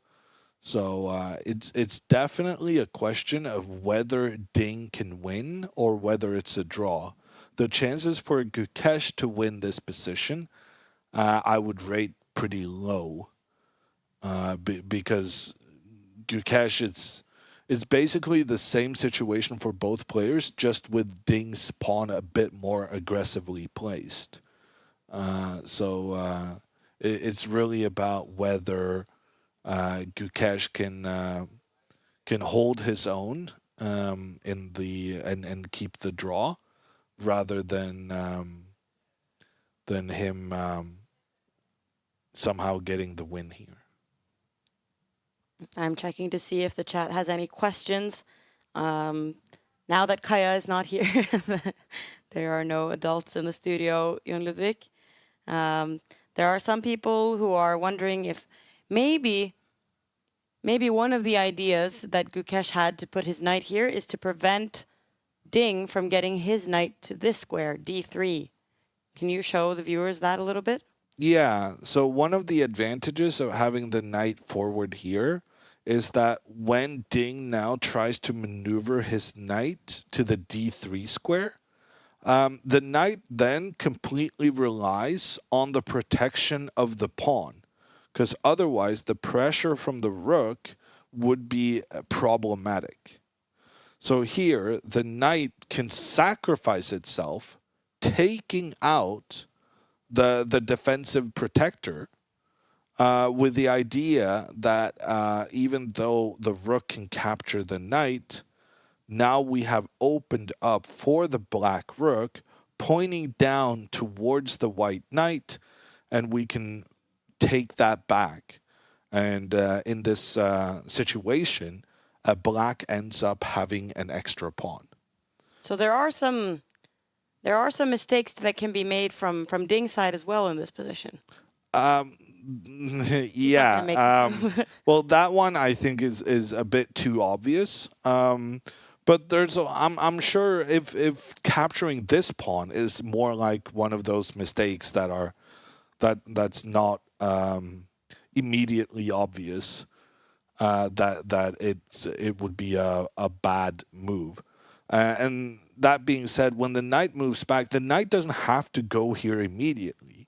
And Ding could play his protecting move first, and then move his knight forward in the center, and maybe move his king in as well. And now, with the knight in the center blocking the rook's path, then getting the knight up here on the next move will be possible. So it's not really a question of Gukesh preventing Ding's plan. It's more of a Gukesh is he's prolonging how many preparatory moves Ding has to make before he can execute his plan. That's good. I've prepared now what I'm going to write if he does move his knight backwards to e1. And then if the knight captures on e5, that's going to lead to some chaos. But you think that the rook will then threaten the knight, and the knight will have to move? Yeah, and here the same idea applies, that if the knight moves back to the square where it really wants to be, then once again black can exploit the fact that they have the rook pointing down, and they can make the sacrifice, giving up their own knight for a protecting pawn. But with that protecting pawn off the board, the black rook is free to come forward and make a capture. That being said, because Ding managed to capture one of black's pawns, and then black managed to capture one of Ding's pawns, this is not immediately obvious whether it's good or bad. But now we have gotten this knight to e1 move that you mentioned, Jon Ludvig, and that we had already prepared a comment for, so we were able to post that immediately. That makes me very happy. I also saw that some people were speculating if there is an AI writing all of the comments, but it's us. It's me writing based on what Jon Ludvig says, really. So blame him and maybe a little bit me if you disagree with the things being posted there. So knight to e1, I wrote that Ding ignores the free pawn. He moves his knight out of the way for his f-pawn to create a strong pawn chain. This will potentially free his other knight to move around and find a different task. And then I have added some arrows that will show some of this plan. Okay, this is interesting. So Gukesh was obviously expecting that move and plays his response very quickly with the rook moving 2 steps forward. I guess the point is that he wants to get the other rook working together with the first one and have 2 rooks working together down this this D file. But the problem is if Ding ever manages to get his knight in the way of these rooks, then the rooks is going to look very silly, just being blocked by White's pieces. So I'm not convinced this is the step in the right direction, the plan that Gukesh needed to showcase under the circumstances. Can I say that you're skeptical? Skeptical of this plan to put 2 rooks in the D file.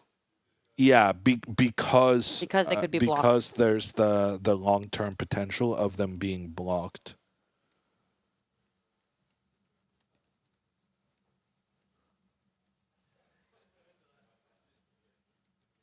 And well, now I think Ding's plan is very obvious. He should go with a pawn here to the f3 square.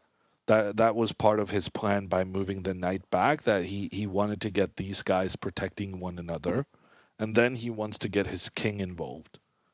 And then he can move the knight forward. So basically the next 3 moves, it's very obvious what Ding wants to do. And then he just has to make some calculations to make sure that there are no traps that prevents him from doing the desired plan. But frankly, I'm not seeing it, which is why I'm reasonably optimistic on Ding's behalf. All right, so that's going to be interesting. So what were these moves that you were expecting? You're expecting the pawn to go to f3, protect the pawn, create this pawn chain. You're expecting the king. Yeah, because if you, after the pawn chain, you've released the knight of its defensive duty of the pawn in the center. But with the arrival of the black knight in the middle, there's been another thing that this knight is taking care of. Because if the knight moves forward now, the black knight will come in, check on the king, and attack on the rook. So now the white knight has 2 important tasks, both to protect the pawn in the middle and protect against the knight invading. Ding chooses to go with his king to the side immediately. So same idea a little bit that you were showing. Yeah, no, it's definitely the same idea, just a different order. Yeah. So first he makes sure that the king is controlling this square, and then he's going to move the pawn up to help protect the pawn. So it's the same idea, just in a different move order, a different order of events. And also he's keeping his king a bit further back, which may be important for some reason I haven't figured out just yet. Yeah, so he's covering this e2 square. That's what I decided to write. I didn't call it that in the app, but I did highlight the square. The king is coming to protect that square. It was important. And now Ding is soon free to move his his most forward knight even more forwards after he's protected that pawn, of course. So yeah, he just needs to kind of sort out his little problems, and then he'll have all of his pieces in a good position. Yeah. And I guess it's also a good sign for Ding that he can spend moves on retreating his knight, moving his king, because he's not really afraid of anything in this situation. Yeah, agreed. And I'm still not sure what Gukesh is trying to accomplish with his rook moving forward. And now he played his pawn to g6. This.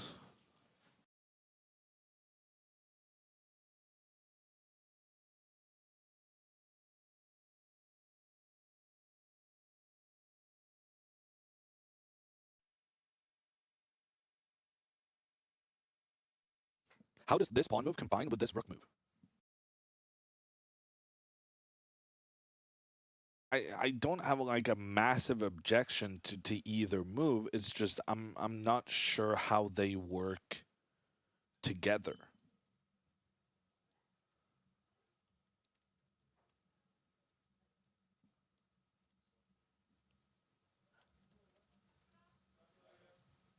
Okay. Well, I'm still expecting Ding to complete his plan. He's gonna play the pawn one step forward, and then he'll have these pawns protecting one another. And then he'll move his knight. Maybe. Or is it less tempting to move this knight into the middle if this one can... Yeah. So one of the points behind this pawn to g6 is that now if you try to push the next pawn forward and attack in the center of the board, this is more and this is nicer for black, because if the trade happens, you can recapture with the pawn and you get nice pawns in the middle of the board. And then you can say, well, the knight is standing in the way of the pawn moving forward, which is true. But maybe then the next step of the plan is moving the knight back. Okay, now we're on to something. Knight back here. Yeah, so Gukesh could move the rook forward, not because he wanted to get the other rook over, but because he wanted to move the knight back without standing in the way of the rook. Oh. So when the rook was back here, moving the knight back would limit the options for black's rook. So by moving the rook forward, he's planning to move the knight back afterwards. But he's not in a rush to move the knight back. He first plays pawn to g6. And now the plan is to go knight back and then pawn forward. And then this pawn is going to help this pawn by protecting it. And this makes sense of the rook to d6 move together with the knight and pawn. This must be it. Figured it out. Yeah, finally. Now the question becomes, should I go back to the rook d6 move earlier and change our comment? Because previously we wrote he plans to double his rooks in the same file. Yeah, and now we know better.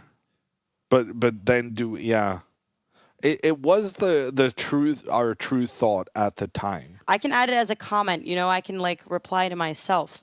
So maybe I'll write, the previous comment was that you were skeptical of that plan.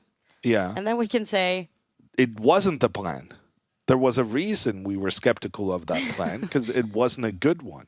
This wasn't the plan all along. We now suspect that Gukesh... Hello, Kaya. Welcome back. Ludwig and I are discussing what we should do. Now that we've realized, we were discussing a plan for Gukesh, and Ludwig said it was not the best of a plan. And then we've discovered that there may have been a totally other thing he was planning to do. So now we're like, should we go back and change the comments we've made? And we've opted for adding a comment underneath our original analysis and write that we think there's a different plan here. Okay. Okay, interesting. I want to hear all about this, but I want to show you something first. So I have to take up this, and I'm going to go out and grab something, and I'll be back in 1 minute.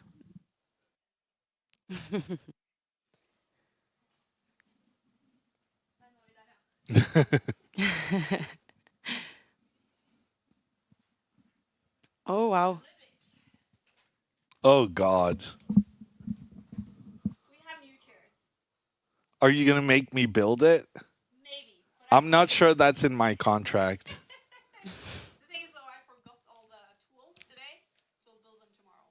Oh, okay. But so tomorrow you're going to have a brand new cozy chair, and you will as well, Mom. We have 5 of these. IKEA delivering very fast. Yeah, because you ordered those yesterday? Yeah. Wow. We now suspect that Gukesh is planning to retreat his knight and advance some pawns on the king side. Yeah, well, the point with the rook moving forward Yeah. was retreat the knight without blocking the rook. Yeah, good point. I've added that as well. So I've been pretty pessimistic on Gukesh's behalf for quite some time, but finally having understood what he's planning, I'm feeling more optimistic for him. Okay. Because it looked as though he was just gonna sit there suffering for some time, but now I see him. I see what he's doing, and so does Ding. And in over the past couple of moves, Ding has spent more time Yeah. than Gukesh. Okay, so the bar sort of slightly liking it better for Ding. You don't necessarily agree with this from a human perspective. You actually quite Well, like I mean, this. I've liked Gukesh. Ding's position for a very long time, but that's because I understood his plan, right? And I couldn't really see a way to counter it. And now that I've understood Gukesh's plan, I'm like, oh, that's a pretty good one. Yeah. How is Ding going to deal with that? But I reserve the right to change my mind again And again and again and again. when I understand Ding's plan of countering Gukesh's plan to counter Ding. That's why we love that you are here, Jon Ludvig, and we love that you are commentating without using the supercomputers. You commentate from the human perspective, from the Grandmaster perspective. You commentate from the perspective of Ding and Gukesh, which is awesome. Yeah, well, maybe not them, but someone What's your somewhat worse What's at your chess peak than rating, Jon Ludvig, in classical chess? 2,705.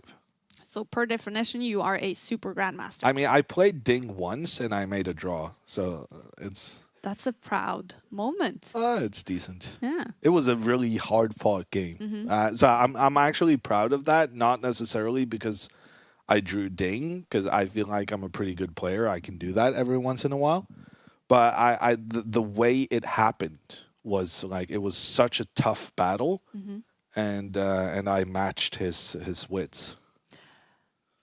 And I think I remember Magnus said that he did a training camp with Ding once. And you were Magnus' second for the 2013 match. Was it to do with that? I have Match? never had a camp with Ding. Okay, so you So never that sort it of must met have been him. on some other occasion. Okay, well, Ding Liren is now thinking about I'm- move 17. Remember, they have 2 hours to reach move 41, basically. They have to make 40 moves before their time runs out. Gukesh is under 1 hour on the clock, but no drama.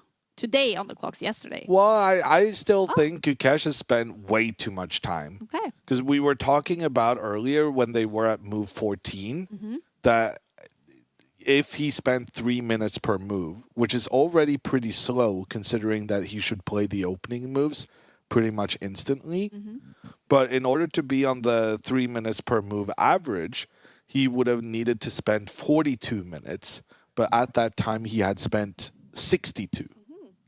Now, however, over the past 2 moves, Gukesh has spent only a minute per move. So he's really picking up the pace because he realizes, like we do, that if he gets himself in time pressure again, that may not work out, just like it didn't work out yesterday. Yeah. Gukesh is not quite calm in his chair right now. He is shifting his position a little bit. He's got his hand under his chin. He is looking at the position. Gukesh is sitting across from him right now. He has some water by the board today, Gukesh.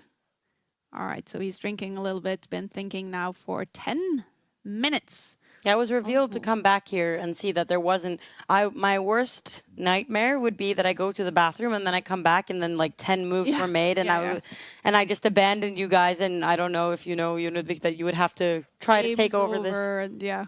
I'm supposed to take over? No, I don't think you know how to do that. So you need to pay It's not attention. within my skill set. No.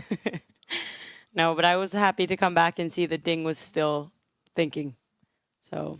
Yeah. Do you will this some moves ago you said that, you know, this could be one of those quite short draws today. What do you think, Ludwig? Will it be a long game today? Will it be I think that they have spent so much time that it is going to be there's no reason for Ding to not play until Gukesh is low on time. So I'm expecting the game to be around 40 moves. But if Gukesh finds a good defensive plan, I could easily see the game not lasting much beyond 40. Because a lot will clarify over the next, it's 24 more moves until we're at move 40. Yeah. Imagine how much has happened so far. There's no more queens. There's no more bishops. The position has already lost some of its most important pieces. And would you say we're in the end game? No. I would say so. The way I think about endgame is when king safety plays no role whatsoever, basically. The end game is when the kings need to get involved and do their share of the work instead of just hiding in the corner. And while Ding has tried to move his king in towards the middle, he cannot continue further towards the middle because that would expose his king to threats. So this is what we would call a queenless middle game. Because it's not an endgame just because the queens are taken off the board. And on that note, so Gukesh's last move was moving his pawn 1 square forwards in front of the king. Is that to help the king start moving forwards? Is it to give the king some lift? Actually, I do think you're right that this could be part of helping the king, but we believe now that the primary objective of this move is supporting the f5 square, this square here. And why is this square important? Well, because the other pawn wants to advance forward. Wants to be a knight and jump over? Well, that's the thing. So we believe the knight will move backwards, which makes sense of this rook moving up, because if the rook was back here, then the knight would stand in the way of the rook. Whereas if the rook has moved up, now the knight can move back without interrupting the rook's influence. And why is the knight moving back? Well, because we then want to push the pawn forward. So we believe these to be Gukesh's next 2 moves. And then the question is, well, and then I think your move, Kaya, king up, this makes also sense. So this is going to be like the 3 next moves from Gukesh. And then it remains to be seen how Ding counters this. Yeah. And also, I think it's good that Gukesh has a plan now, because just a few moves ago, we were kind of struggling to see what is he supposed to be doing. And then Ding's plan, we've already discussed a bit, how he's going to move his king towards the middle, and which is already done, support his center, and then free his knight to move wherever it wants, which is probably to the middle of the board. And yeah, Ding has a lot of moves, and Jonudvik said that if he can play 3 moves and Gukesh does nothing, then this could be enough for Ding to maybe win this. So I'm kind of happy for Gukesh that he has found something to do in this position. It's a creative solution by him, I would say. So we're nowhere near hammer time, where Jan Ludvig announces that he feels confident what the result will be. I also have a button here which says take, take, take. And I'm eager to use that when we have 3 takes. Take, take, take. Have So we had shout that so out. far? Have we had that today? No. I think we only had 2 in a row, but there could have been 4. Like, there could have been so many, but then they were kind of interrupted. Yeah. Yeah. With all the bishops being Exactly. created. Well, so let me know when we have take, take, take. Yeah. And I can push my... It would have been easier if it was take, take. It would have been easier, but it wouldn't Not as be catchy. as much fun. Not as catchy, not as memorable. I do like take, take, take. And we also have the great move and the checkmate. Checkmate probably not going to be a button that I'm going to use. Do you think? Have we seen checkmates in World Chess Championship matches? Classical, of course. I think Well, not the classical ones, but in the rapid, wasn't there this amazing queen sacrifice by Magnus where... Yeah, no, but everyone just resigns one move before checkmate. Yeah. I wish feels like there was a rule in checkmate. I wish there was a rule in chess that you have to play it out to checkmate. Yeah. I think that would be interesting. I'm a fan of that myself. It's just the players would never agree to it. It's also much easier when you are following chess like as an audience member to understand it when you Yeah. actually see it. Because very often, like, people will be like, oh, this is exciting, and then goodbye, we're done here. Exactly. And then we, the commentators, are left to explain what was supposed to happen in just a few moves. Yeah. Would that be a cool challenge for you, Ludwig, after every game? That you play it out till checkmate on the board that we I have mean, in I the would studio? be tempted to make some shortcuts, I expect. Well, I think that But would be I could okay. definitely do that. I think that would be a cool challenge to do here in the studio. So in the Take, Take, Take studio, in our live broadcast of the World Championship match, you're always going to see the game go to checkmate. If it's not A draw. a draw, of course, because then it's not possible. Very often, also the players will give up because they're like, the opponent has 2 more pawns, for example.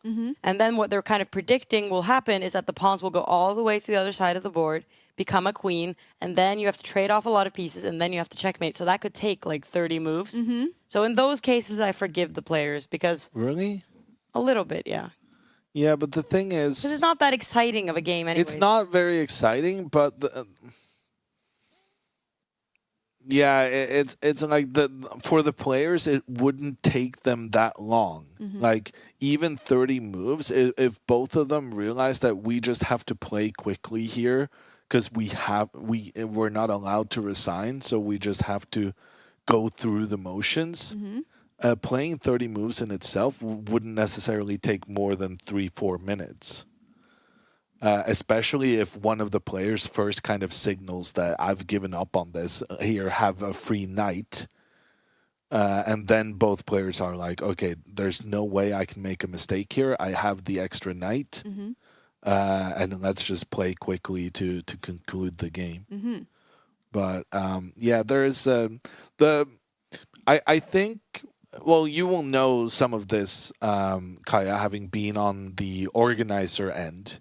Of chess, but I find that chess gives a lot of power to the players. I know. And it's not so common in sport that the players has this big of a say in organizational issues. Yeah. The organizers can't go like, you're going to do this and this and this. Without the players being like, nah, I don't want to do that. Yeah, exactly. That is exactly what it's like, actually, to some extent. And I agree with you. Maybe there needs to be more organizers and I mean, money, the sponsors. Sure, That but this is also what the we need. organizers have to push back a little, right? Because I remember, I mean, I'm sure there's many organizers who've fallen victim to kind of player pressure. But I remember in the Sinkfield Cup, the rules of the event was that in case people landed on the same amount of points, they had to do a tiebreak. Yeah. Because there was only one winner of the Sinkfield Cup, and the Sinkfield Cup was like a proper cup, a trophy. Yeah. And only one could win it. And the players didn't want to do a tiebreak because there were 3 or 4 players with the same amount of points. Yeah. So figuring out a winner there would take some time. And even though it was in the rules that you had to play a tiebreak, the organizers, after kind of negotiating with the players, decided that, okay, we're going to skip the tiebreak and everyone gets shared first, and we don't know what we're going to do with this cup. Yeah. And I think that's a classic illustration of organizers not kind of saying to the players, well, you signed the contract, this was in the contract, you will play the tiebreak. Yeah. Because they want these players to come back next year.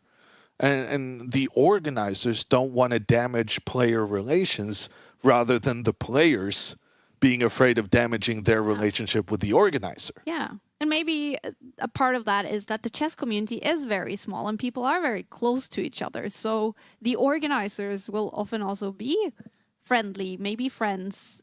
They know the players as well, so they want to kind of listen to them, which is a great thing with chess, the small chess community. But if the game is going to grow into a global sport, then maybe there needs to be some more demands from the organizers. And also, like, the fact that Magnus didn't want to play the World Championship anymore because he doesn't really enjoy this kind of format. I think, in a sense, it's nice that they didn't just kind of say, Oh, yeah, we need to follow what Yeah. Magnus is saying on that.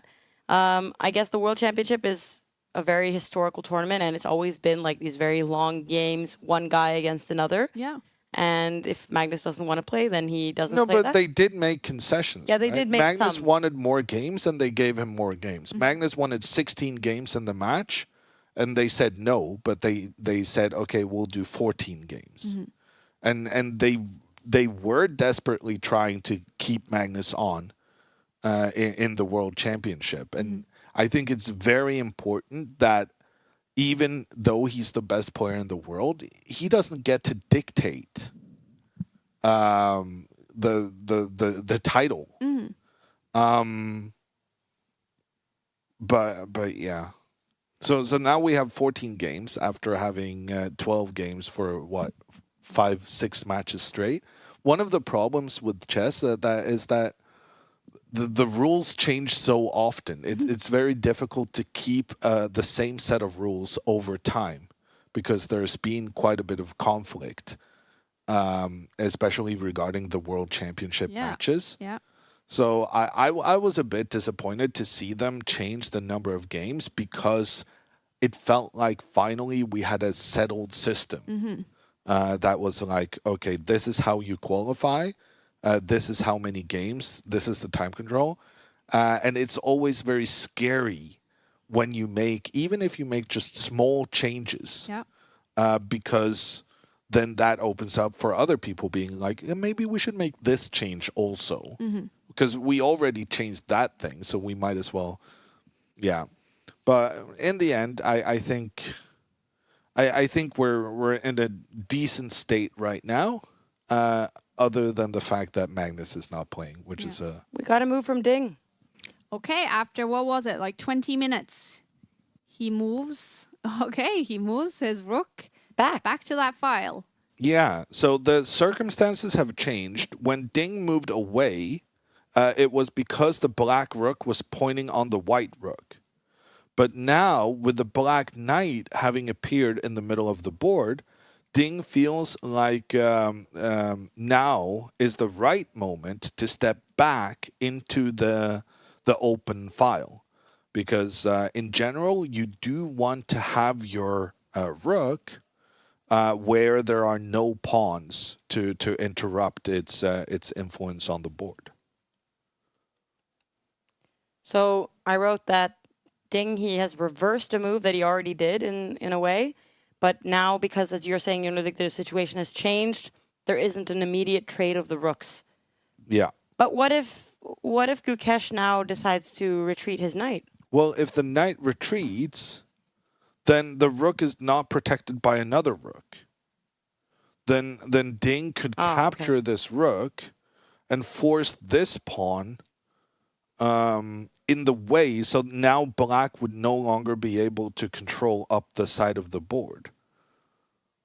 That being said, you can probably still go for this because the advantage of such a rook trade would be that now at least you're protecting the pawn that we've talked about as being a weakness. Yeah, you kind of ironed out the pawns here. Yeah. What does that mean? Iron out the pawns. Well, they were doubled pawns, and then they would kind of fix themselves so that all of them are in each file. I like that metaphor. But yeah, it was more that I was wondering if Gukesh could go back, if then Ding would go back, and if there could be a back and forth situation. But maybe that doesn't. That seem feels likely. very unlikely. Okay.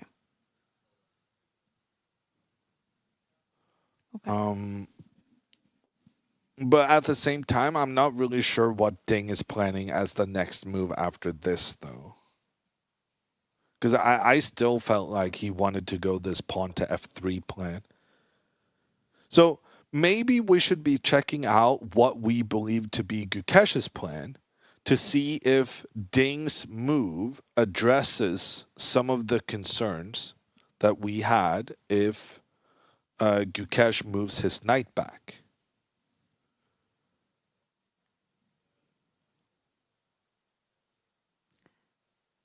Thinking.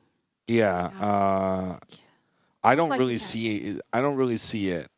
I don't see the value of this move for Ding because the knight is standing in the way of the rook. So even if the rook returned to the middle of the board, it's still being blocked by the black knight, very much similar to what we were talking about Ding, that Ding was trying to achieve, that he could move his knight forward in the middle so that this one would stand in the way of black's rook. And instead of doing this plan, Ding is kind of going into the same problem himself, where his rook is struggling to influence the game because a very powerfully placed black knight is standing in the way. And both bishops are on the board, but we do have those 4 knights, and it looks to me, like I'm just looking at it, that the black knights are nicely placed. They're sort of going towards the center. And it seems Ding's knights are more passive, maybe? Yeah, they're kind of waiting on finding where they should go. They need to be maneuvering around a lot, so it's going to take some moves for Ding to find good places for these knights. But now Gukesh has already answered, and he moved his rook to the middle, so he's doubled his rooks now. Okay, so the plan we thought was his plan, then we thought it wasn't the plan, and now he's back to... Maybe both of the things we said were his plan. Yeah. Well, he could choose a different plan based on Ding's reaction. Oh, and the open file, I think we have a definition for open file. Yes, we do. So if anybody is confused by what that means, you can click on that word in the app and it will explain to you what an open file is. And for the viewers of the stream, it means a file without any pawns. So usually... so you're not going to force the viewers to go check out the app. No. Yes, we are. I thought that was part of the strat. Don't reveal our strategy. Yeah, no, obviously. We would love for people to go check out the app. We believe this is something the chess world needs, a new home for chess, an easy way to follow games, follow the top players, and follow these interesting games of the World Championship match.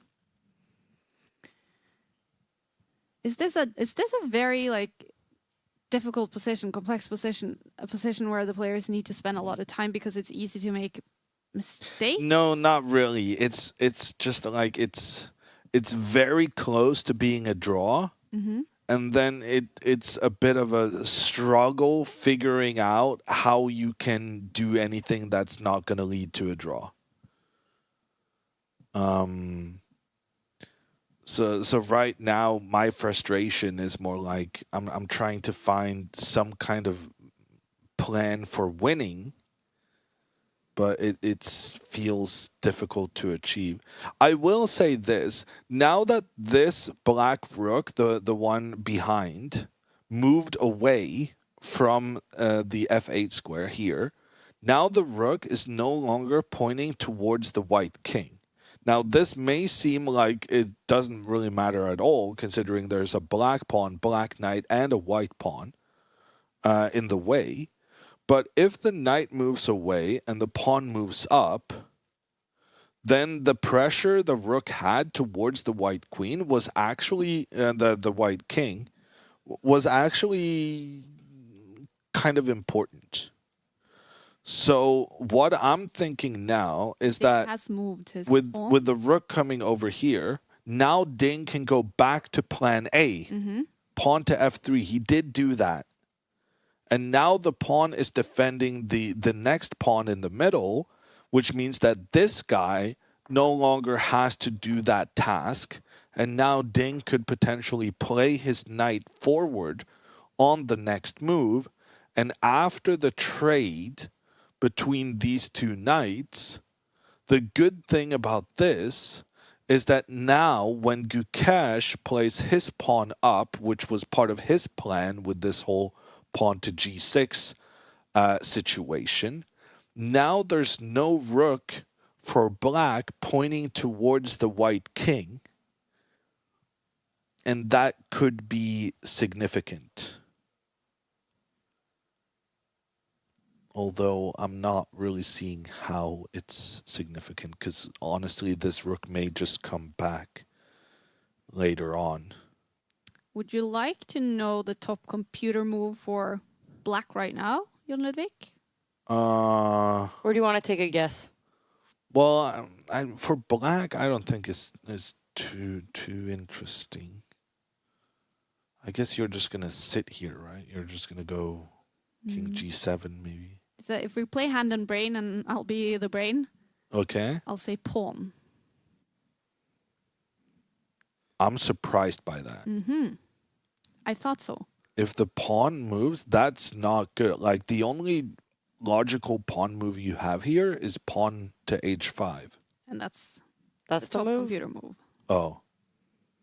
I was going to say maybe you will find it by process of elimination, because when you look at like these pawns, you don't want to move them. Yeah, no, we don't want to move these. And this guy, we already... Yeah, no, actually, so... If a pawn is going to move, it has to be this one. But this move doesn't really seem like it's doing anything. That's more of a waiting move, It's more of a waiting move, in which case I would rather move my king up. because that's less commitment. No, not about commitment, really. Just it feels more important getting the king in position than it feels getting the pawn in position. Although, to be fair, if we push the pawn forward, then we can go one step further afterwards. So maybe we just continue rushing up this side until we're stopped. Yeah, no, pawn here is a very interesting move.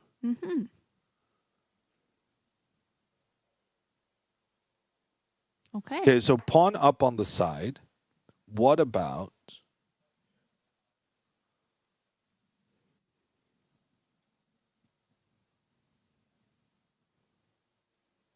Yeah, I'm not so interested in black's move. I'm interested in what is Ding gonna do next. I think that's the tricky part of the current situation.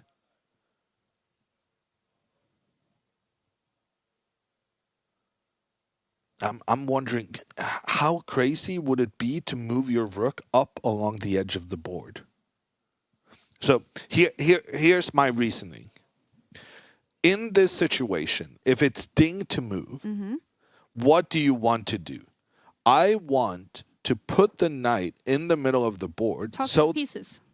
Sorry? Talk to your pieces, right? Yeah, well, kind of. The knight in the center of the board so that the knight is blocking the two rooks. My issue with that move is that after takes and pawn takes, Now I really want to kick this knight away. But if I move pawn up to attack the knight, then the knight is able to capture my pawn. So I'm trying to look for ways that I can protect this pawn, anticipating that its protection is going to be very important in the near future. So if the pawn pushes forward on the side of the board, I'm looking at this move to protect the pawn from the side, and I've decided I don't like that. And now I'm looking at this move. Well, you need to be looking at king to g7, because that's what happened. Yeah, no, that made more sense to me than the pawn up. So basically, Gukesh he feels like he's ready to face the main threat, which is the knight moving forward in the middle.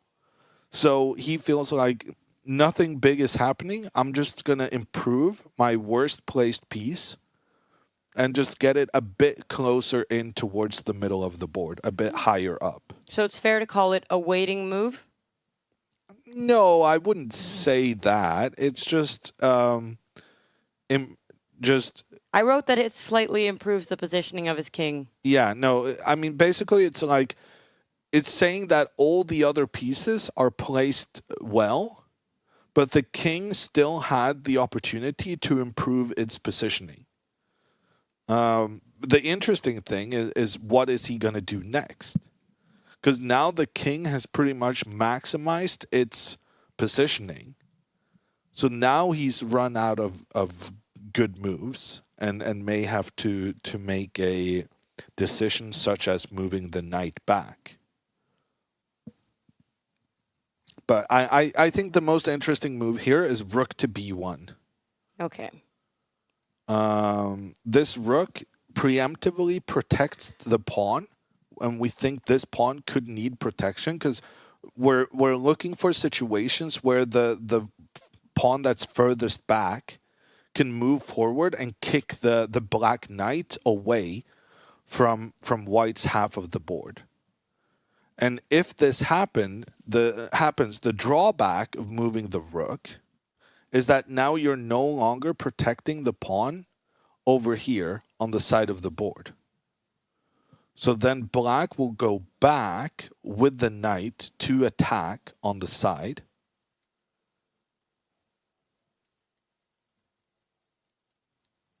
But then the knight moves up, and the knight now counterattacks towards one of the black pawns. Yeah, so anytime this black knight in the middle moves, the white knight can move forward. And that's because right now that knight is pointing towards this white pawn. But if the knight moves back, then... So basically they're following each other. Mm-hmm. When the black knight moved forward, the white knight went backwards. But when the black knight goes backwards, then the white knight follows by going forward. Yeah. So, yeah. Well, now I'm curious, Kaya. This is the moment. Now I'm wondering what the chess engine is saying. The white move right now? Yeah. Okay, so let's play hand and brain again, and I for once get the pleasure of being a brain. It's rook. Well, rook. Exactly. That's what we talked about. What a team. Yeah. No, so, okay, now maybe I'm feeling a bit more optimistic on Ding's behalf again. Because now I'm understanding what he's doing, and I feel like Gukesh has... This is kind of a dangerous thing. Gukesh has nicely placed pieces, but he has maximized his potential. He doesn't have any more obvious ways of improving his positioning, whereas Ding has plenty of stuff left to do to improve. And the current situation is about equal. But imagine what the situation could be if Gukesh just sits there and waits while Ding, block by block, improves his position, move by move. So Gukesh really needs to figure out, I'm not sure I like this rook to d8 move. I actually dislike that he moved away from pointing down towards the white king. Yeah, that was a good summary. Ludwig, that now that Gukesh has kind of found all of the best spots for his pieces and Ding still has some stuff to do. It's gonna be interesting now when they both now have less than an hour left. They still need to make 21 or 22 moves each. So they have quite a bit of time, and certainly much better time than yesterday. But Yeah. This is a very different game very than different yesterday's game. And it's cool to see on Ludwig. He is just, it's just like seeing the players just so deep into thought, trying to figure this position and this game out. Yeah, I think I think this rook to b1 move. Oh. Yeah, no, I think the rook to b1 move is fairly obvious. There's a very logical, there's an internal logic to the move that is clearly visible in that this pawn is currently protecting this pawn, but we want this pawn to be attacking the knight instead. And in order to do that, we need for someone else to take over the protection. And as such, rook here makes perfect sense. Vladimir Kramnik has tweeted on Twitter, Jonavik, that the c5 pawn will fall in around, what did he write? 10 to 20 moves. Do you agree or disagree with that assessment? I mean, if the pawn falls, then Gukesh is going to lose, no? Yeah, maybe that's Well, what he's this pawn is what it's all about. It's what it's been about for the entire game. That's why it was such an advantage having these pawns higher up on the board, because it made it more difficult for Gukesh to create a good defensive formation with the queenside pawns. But saying that the pawn is going to drop off is basically like saying Ding is going to win. And you don't think that? It's too early, I feel. But is that Ding's plan then? Oh yeah, for sure. Yeah, So after no, that but pawn. Ding has been focused on that pawn for a very long time. He's just struggling to make it happen. When he moved his knight back and put it on the edge of the board, the intention has always been for this knight to move forward afterwards, and part of that point is to attack the pawn that Kramnik is talking about. It's just that this knight cannot move right now, because then you lose the protection of one of the pawns inside your camp. So about the it's just a C5. very, you have to go step by step. You have to chase away the black knight, and then you can move your knight in. And you need to have patience, but Ding definitely has that. So it's now all about the C5 pawn. Now, after the games, we announce an MVP, and we announce a piece of beep. I'm not allowed to say that word. Is this pawn one of those? Potentially?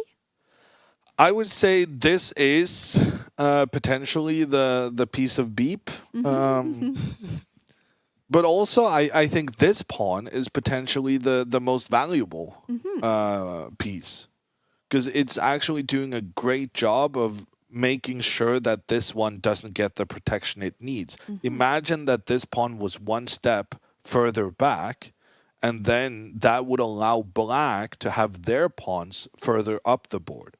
And then all the black pawns would be protecting one another without having any pressure from white's pawns.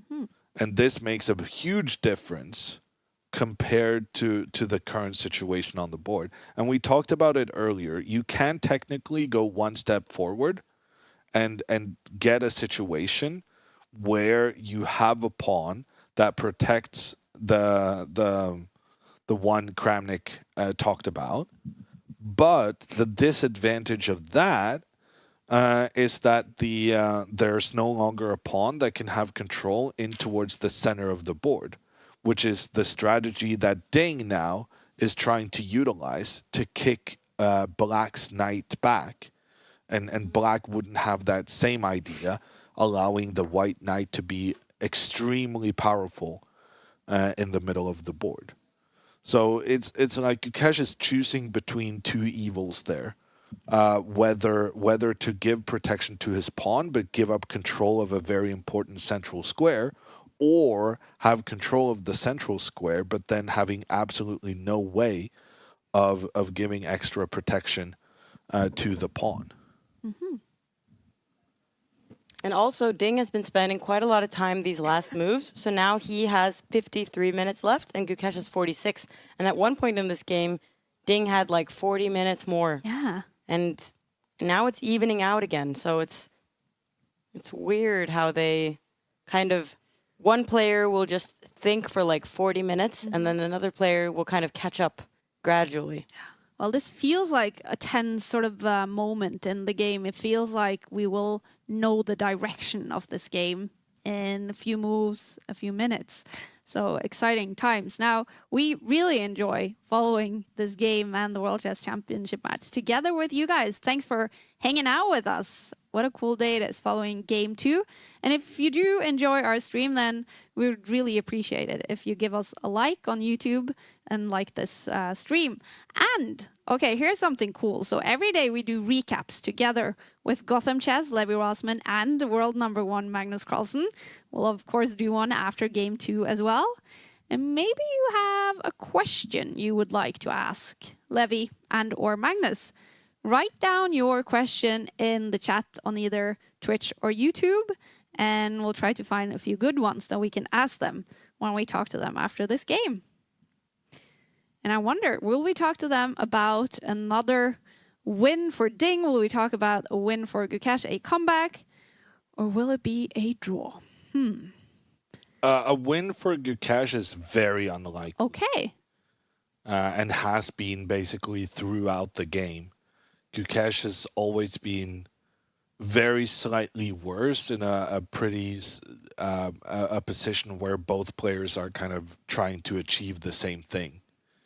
And trying to achieve the same thing, but having your opponent with the white pieces and having their pawn a bit higher up on the board, that's not a recipe for winning games. So unless Ding comes in with a huge blunder, which, can happen, but feels unlikely, it's a question of whether this pressure Ding has can be converted into a win, or whether we will end up getting a lot of trades during the time scramble and a likely draw. Mm-hmm. Jon Ludvig, you haven't eaten anything. Yeah, so far no, today. I'm a bit hungry. You want me to go grab you sandwich, yogurt, The salad? yogurt, I think. The yogurt. Maybe I'll take a look at the salad as well. You can do that. I'll bring both of them. Do you also want some tea, coffee? No. I'll take a coffee. Coffee? If you're Coffee getting for that. more than me, food for Jon Ludvig. All right, I'll be right back. Thank you. No, I ate my yogurt already, so I'm happy. I'll wait for now. Thank you. Jon Ludvig, I'm trying to prepare what to write if he does play the rook to b1. Yeah. So I've gone for this rook preemptively protects the pawn on b3, which can be necessary should the c-pawn be distracted with protecting a knight in the other direction at a later stage. Yeah, well, attacking a knight. 'Cause Attacking. We're thinking this pawn will move forward. Oh, to attack okay. This one. I thought that it might be recapturing something. Okay, I get it. No. That's good that you clarified that, so we didn't make any big confusion in our text commentary. Should the c-pawn be distracted with chasing the black knight away? Yeah, and basically just enabling the pawn to chase the knight away. Yeah, which can enable... Yeah. But I feel like Ding should speed up a little. There was a moment where he had to take some concern to the safety of his king.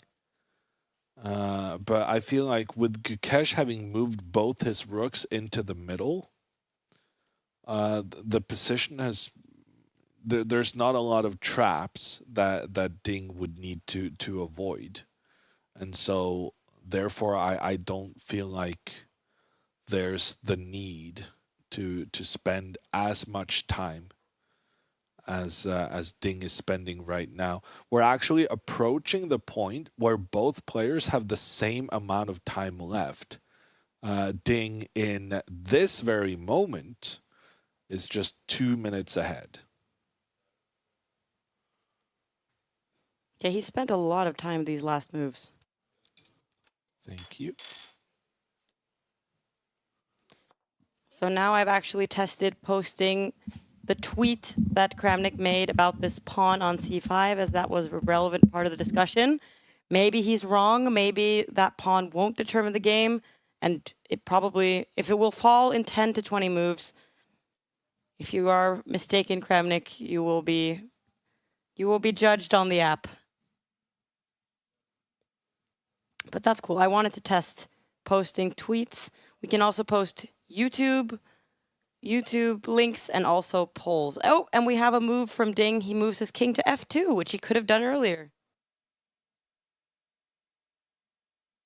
Okay, that's a bit surprising, I think. But fair enough. He believes now that the king is a little bit better placed if it moves up towards the center of the board.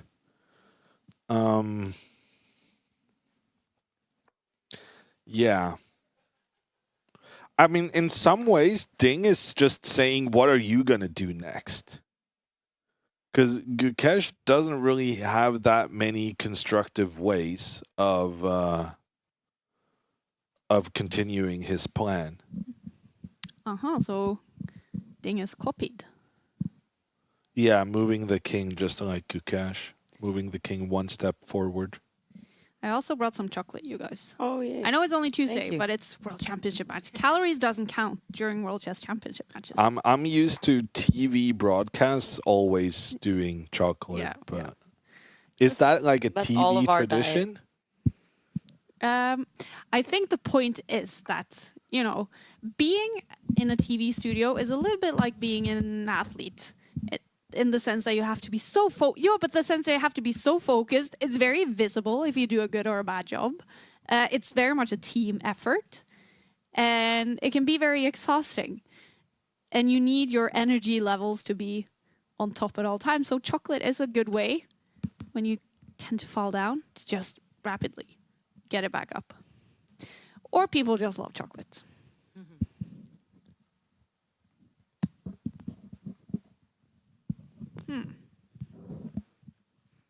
We're trying to aim for not all of us eating at the same time. Yeah, we didn't do a good job right I feel there. like that was Univik who needed his food break. Yep. And then we were distracted by the chocolate. Okay, so we will wait with the chocolate mod. Have we had any more polls in the app?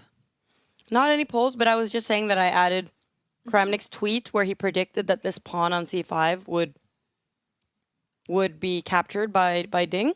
Shocking And stuff. basically- Kramnik tweeting about something else than cheating. Yes, exactly. I thought maybe this was a constructive way to say to Kramnik, stick to the chess. Yeah. We like it exactly. when you tweet about chess. We do like that. I've actually said something a little bit controversial when I was interviewed in a podcast once, that I thought Vladimir Kramnik was the biggest gentleman, I think was the word I used, in chess from interviewing all the players.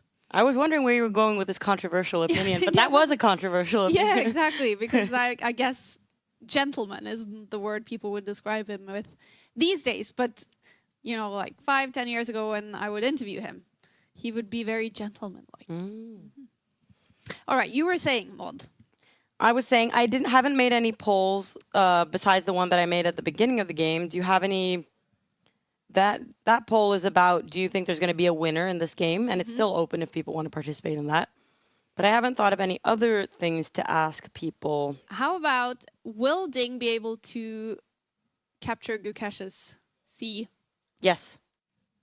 pawn? Do you support Kramnik's opinion on this pawn or not? Yeah. But I'll word it like you Okay, said. cool. I'll be in the app. Make sure to. And I think the answer will be yes. But what do I know?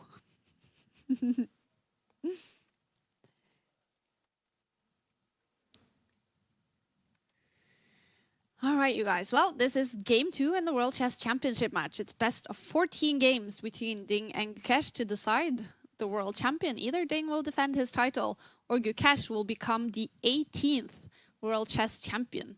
At 18 years old, he will also be the youngest World Chess Champion in history. And I love this about chess. There's only 17 world champions in the whole history of chess. So that means it's a very big club to be a part of. To have worn that crown means you're in the history books forever and ever. Isn't that cool? 17 world chess champions. Yeah. There's not that many of them. And also it's like, what I also think is usually pretty cool as well is that when a person is the world champion, they usually have this like very long reign. Mm-hmm. And that could be interesting here because this is suspected to be one of the most even world championship matches. And that would mean that Ding was only a world champion for a very short amount of time. Yeah. So it's going to be interesting to see if Ding can manage to keep his title for like 10 years, like Magnus, or more probably that he loses it earlier than that. And now we have our poll, and our viewers are guessing that Ding will be able to capture this this C pawn that the game has been about for a long time.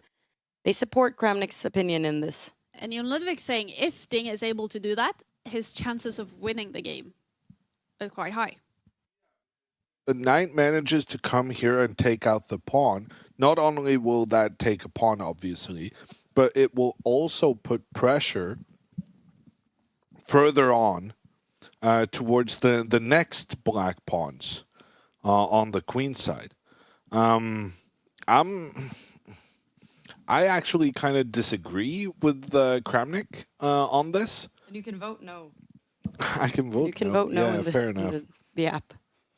But at the same time, I know that Kramnik was doing some recaps on YouTube. So he's in his chess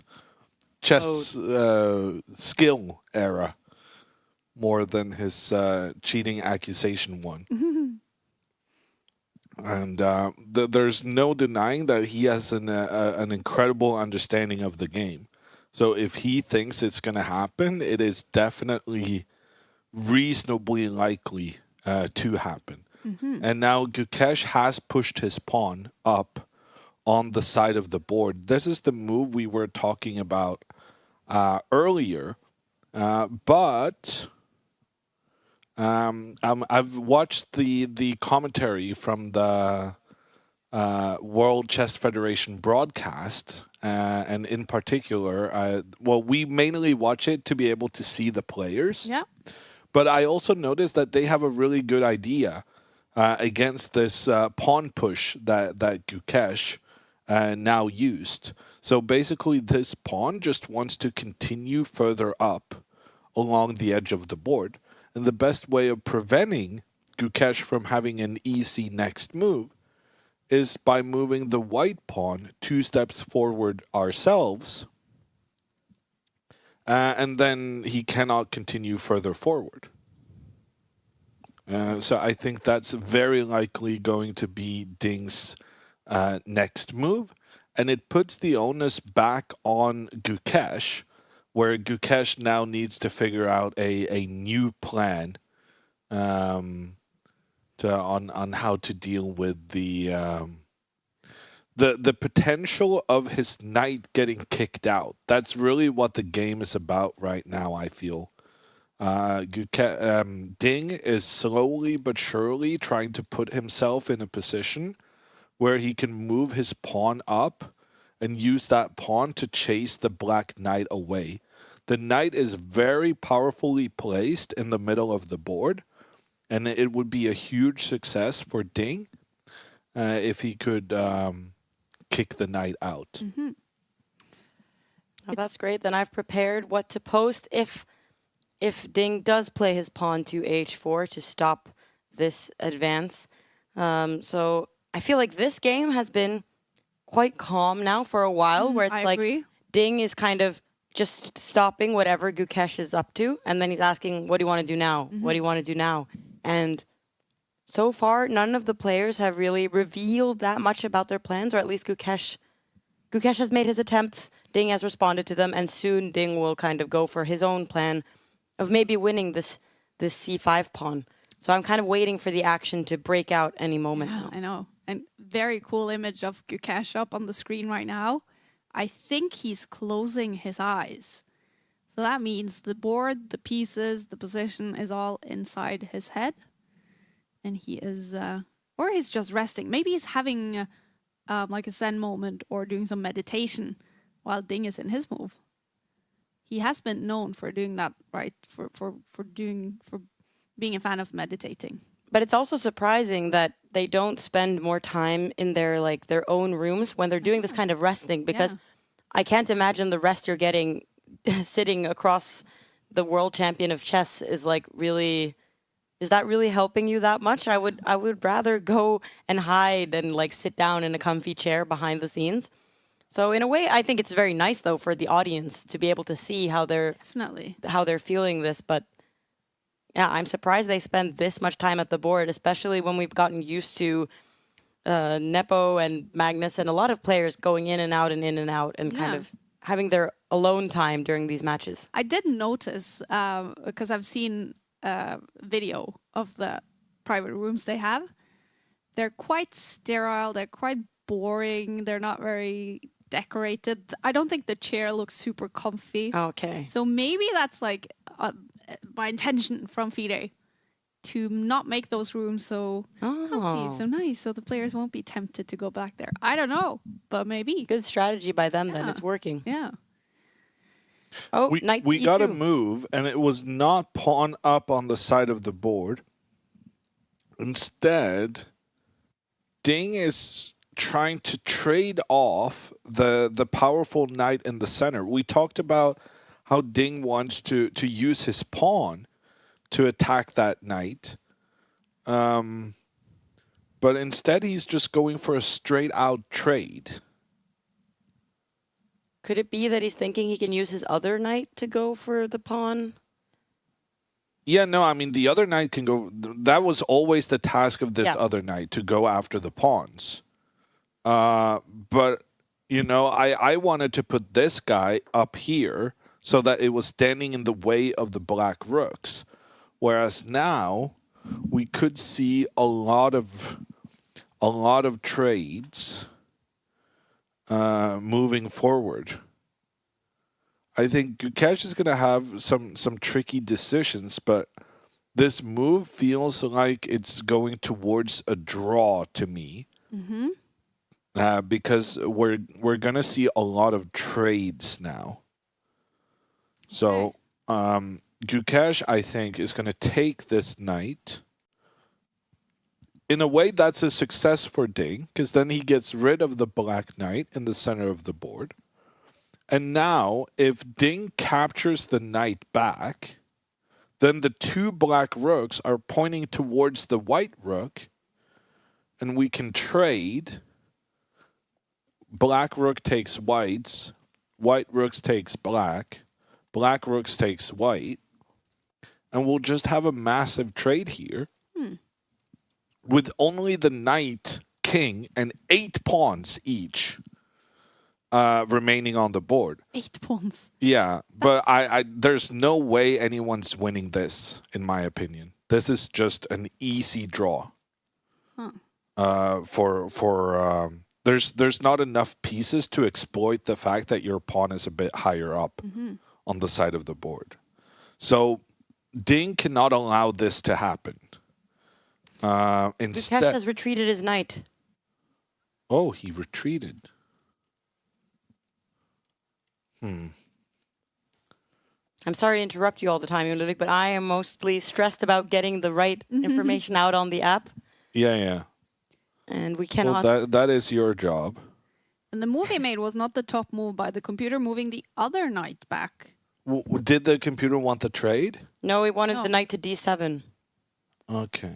Well, this is fine as well. Mm-hmm. So, Gukesh is saying, I'm going to attack your pawn on the side of the board. No, but Gukesh is also saying, I'm attacking towards your rook. Okay, this is interesting. Gukesh is saying now, essentially, that if you take my rook, I'm going to take back with the pawn. Or is he saying that? No, he's not saying.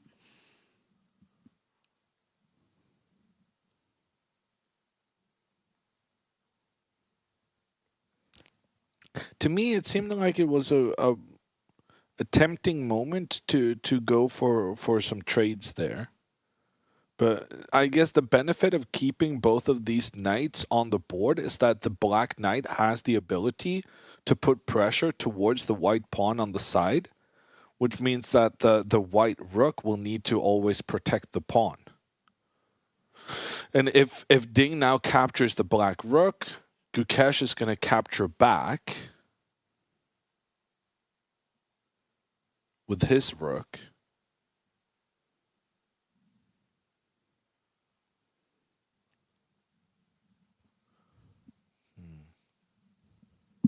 And now if the knight moves forward to attack these pawns, the knight moves back to defend. So you're not really getting a breakthrough here. And every time this other knight tries to improve its positioning, every time this one moves, then you can go back into the middle. So basically, by moving the knight back, Gukesh is essentially saying that I don't want to trade. I know I can't stay here, but if I don't want to trade, but I'll go back so that when you try to improve the positioning of your piece, I can go and return to the center of the board.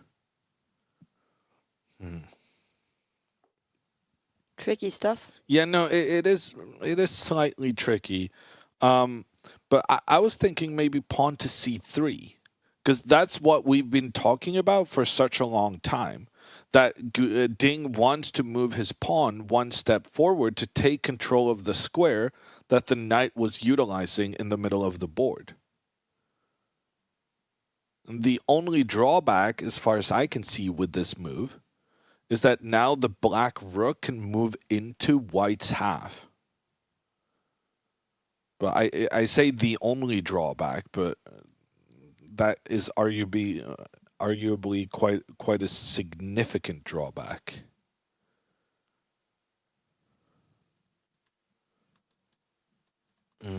So yeah, this is this became, because suddenly we've been having this strategic maneuvering battle where no pieces have been opposing each other for such a long time. And now over the span of just 2 moves, first the knights are against each other. And even when the knight avoids that trade, now the rooks are up against one another. So this is a different phase of the game.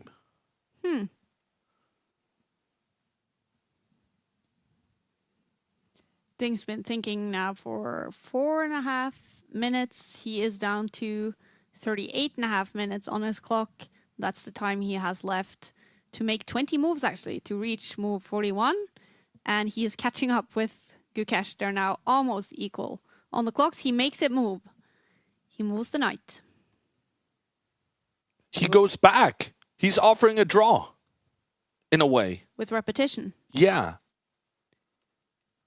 Ding moves back with his knight to the same square the knight moved away from earlier. But he might just be unhappy with the plan he chose. Wait, is this not a blunder? Why can Gukesh not capture the rook? What is going on right now? Is this not a blunder of a pawn? Engine says no. Yeah, and That was Unidic. So if rook takes rook, blunder. How do you deal with this? And that is the top move. If you use the rook to make the recapture, then you will have a massive trade through the center of the board. But at the end of this, the pawn on the edge of the board is now undefended and can be captured by the black knight. Okay. Ding has lost control of what was quite a pleasant position. Best case scenario, Gukesh goes into the same position for a second time. And what move are we looking for then from Gukesh right now? Knight to d4. Knight to d4. That would be the second time that position has occurred on the board. If the same position occurs 3 times, the game is declared a draw due to lack of progress. Mm-hmm. Regulations say that players are not allowed to draw by agreement before move 41, but by repetition they can draw the game. Okay, well then, interesting. But why would Gukesh even go for the going back into the center with the knight if he can win a pawn? Well, maybe because he's happy with the draw today, just getting through the Well, day not after if he losing can win a game. pawn. He's not going to be happy with the draw. So we have to investigate other He moves. moved back. He moved his knight back into the middle. Wow. Okay. He's accepting Still the not draw. entirely clear to me why Gukesh could not try and grab a pawn in that situation. So They're now moving- we're looking to see if Ding will play his And he knight. did already. Ding is happy with the draw. We know Ding's intention. How about now Gukesh? And Gukesh goes back. Gukesh is also looking for a draw. They go back and forth. It's going to be a draw. It's Hammer 3 time. times the same position. The game is over. Barely got that one in, Kaya. Yeah, You managed yeah. that with 5 seconds. Yeah. And they shake And hands. the The handshake. game is just over. It was still such an interesting position, in my opinion. But Ding just had no ambition there. I think the fact that he was catching up on time with Gukesh did affect his decision there. And out of nowhere, from a position that still had all 8 pawns for both players remaining, plenty of room to maneuver, they just go back and forth and agree to a draw. We can see the 2 players sitting by the board in Singapore. They are discussing intensely right now. Wow. Gukesh pointing something out to Ding. Maybe something he saw earlier in the game. It's kind of cool, though, to see them sitting there talking to each other in what seems to be a friendly tone. What do you think? Yeah, they're no, I mean, it's much easier to discuss the game when it's a draw. Yeah. than when one party has won. Because then Definitely. if someone wins, the other party just wants to get out of there Yeah. and get some time for themselves before the press conference. Well, game 2 in the World Chess Championship match is a draw. That means Ding Liren is still up by 1 point in the match. Gukesh, with the black pieces today, was not able to make a comeback. And you definitely seemed surprised, especially, I guess, by Gukesh for accepting going into this repetition. Well, I accepting mean, the draw. according to the chess engines, there was a solution as to why Ding would not lose a pawn in the variation we hadn't really settled on in the end there. So I'm not really surprised by the fact that Gukesh wanted a draw, having been under pressure pretty much throughout the game. However, I am surprised that Ding didn't try for more. Because I did feel like his position was still better. We had Vladimir Kramnik on Twitter saying that he thought Ding was going to win a pawn, Yeah. or rather accomplish his long-term plan within 10 to 20 moves. So there were better players than me who were ambitious and optimistic on Ding's behalf. But Ding, he obviously affected by the fact that he's leading the match. So a draw was a good result for him to just preserve the lead. He didn't want to take any risks trying to outmaneuver Gukesh here. And he saw an opportunity to go for some trades, and he was happy to make a draw. Yeah. A very different game than the game yesterday, right? Yeah, very different. Today's game was slower. It was more maneuvering based. But in some ways, it was also similar. I thought Ding got a good opening today. I thought Gukesh got a good opening with White yesterday. But yesterday, we also saw that getting a good opening is not everything, and you can still lose despite of that. And Ding, keeping that in mind, decided that I'm just playing this very, very solidly and not taking any risks. So who should be the most happy after this game with the result? I think Gukesh should be most happy. He set out to play a solid game and not get into too much danger with the black pieces. And especially considering that Ding had a really interesting opening idea, it was good for Gukesh to get the draw as black.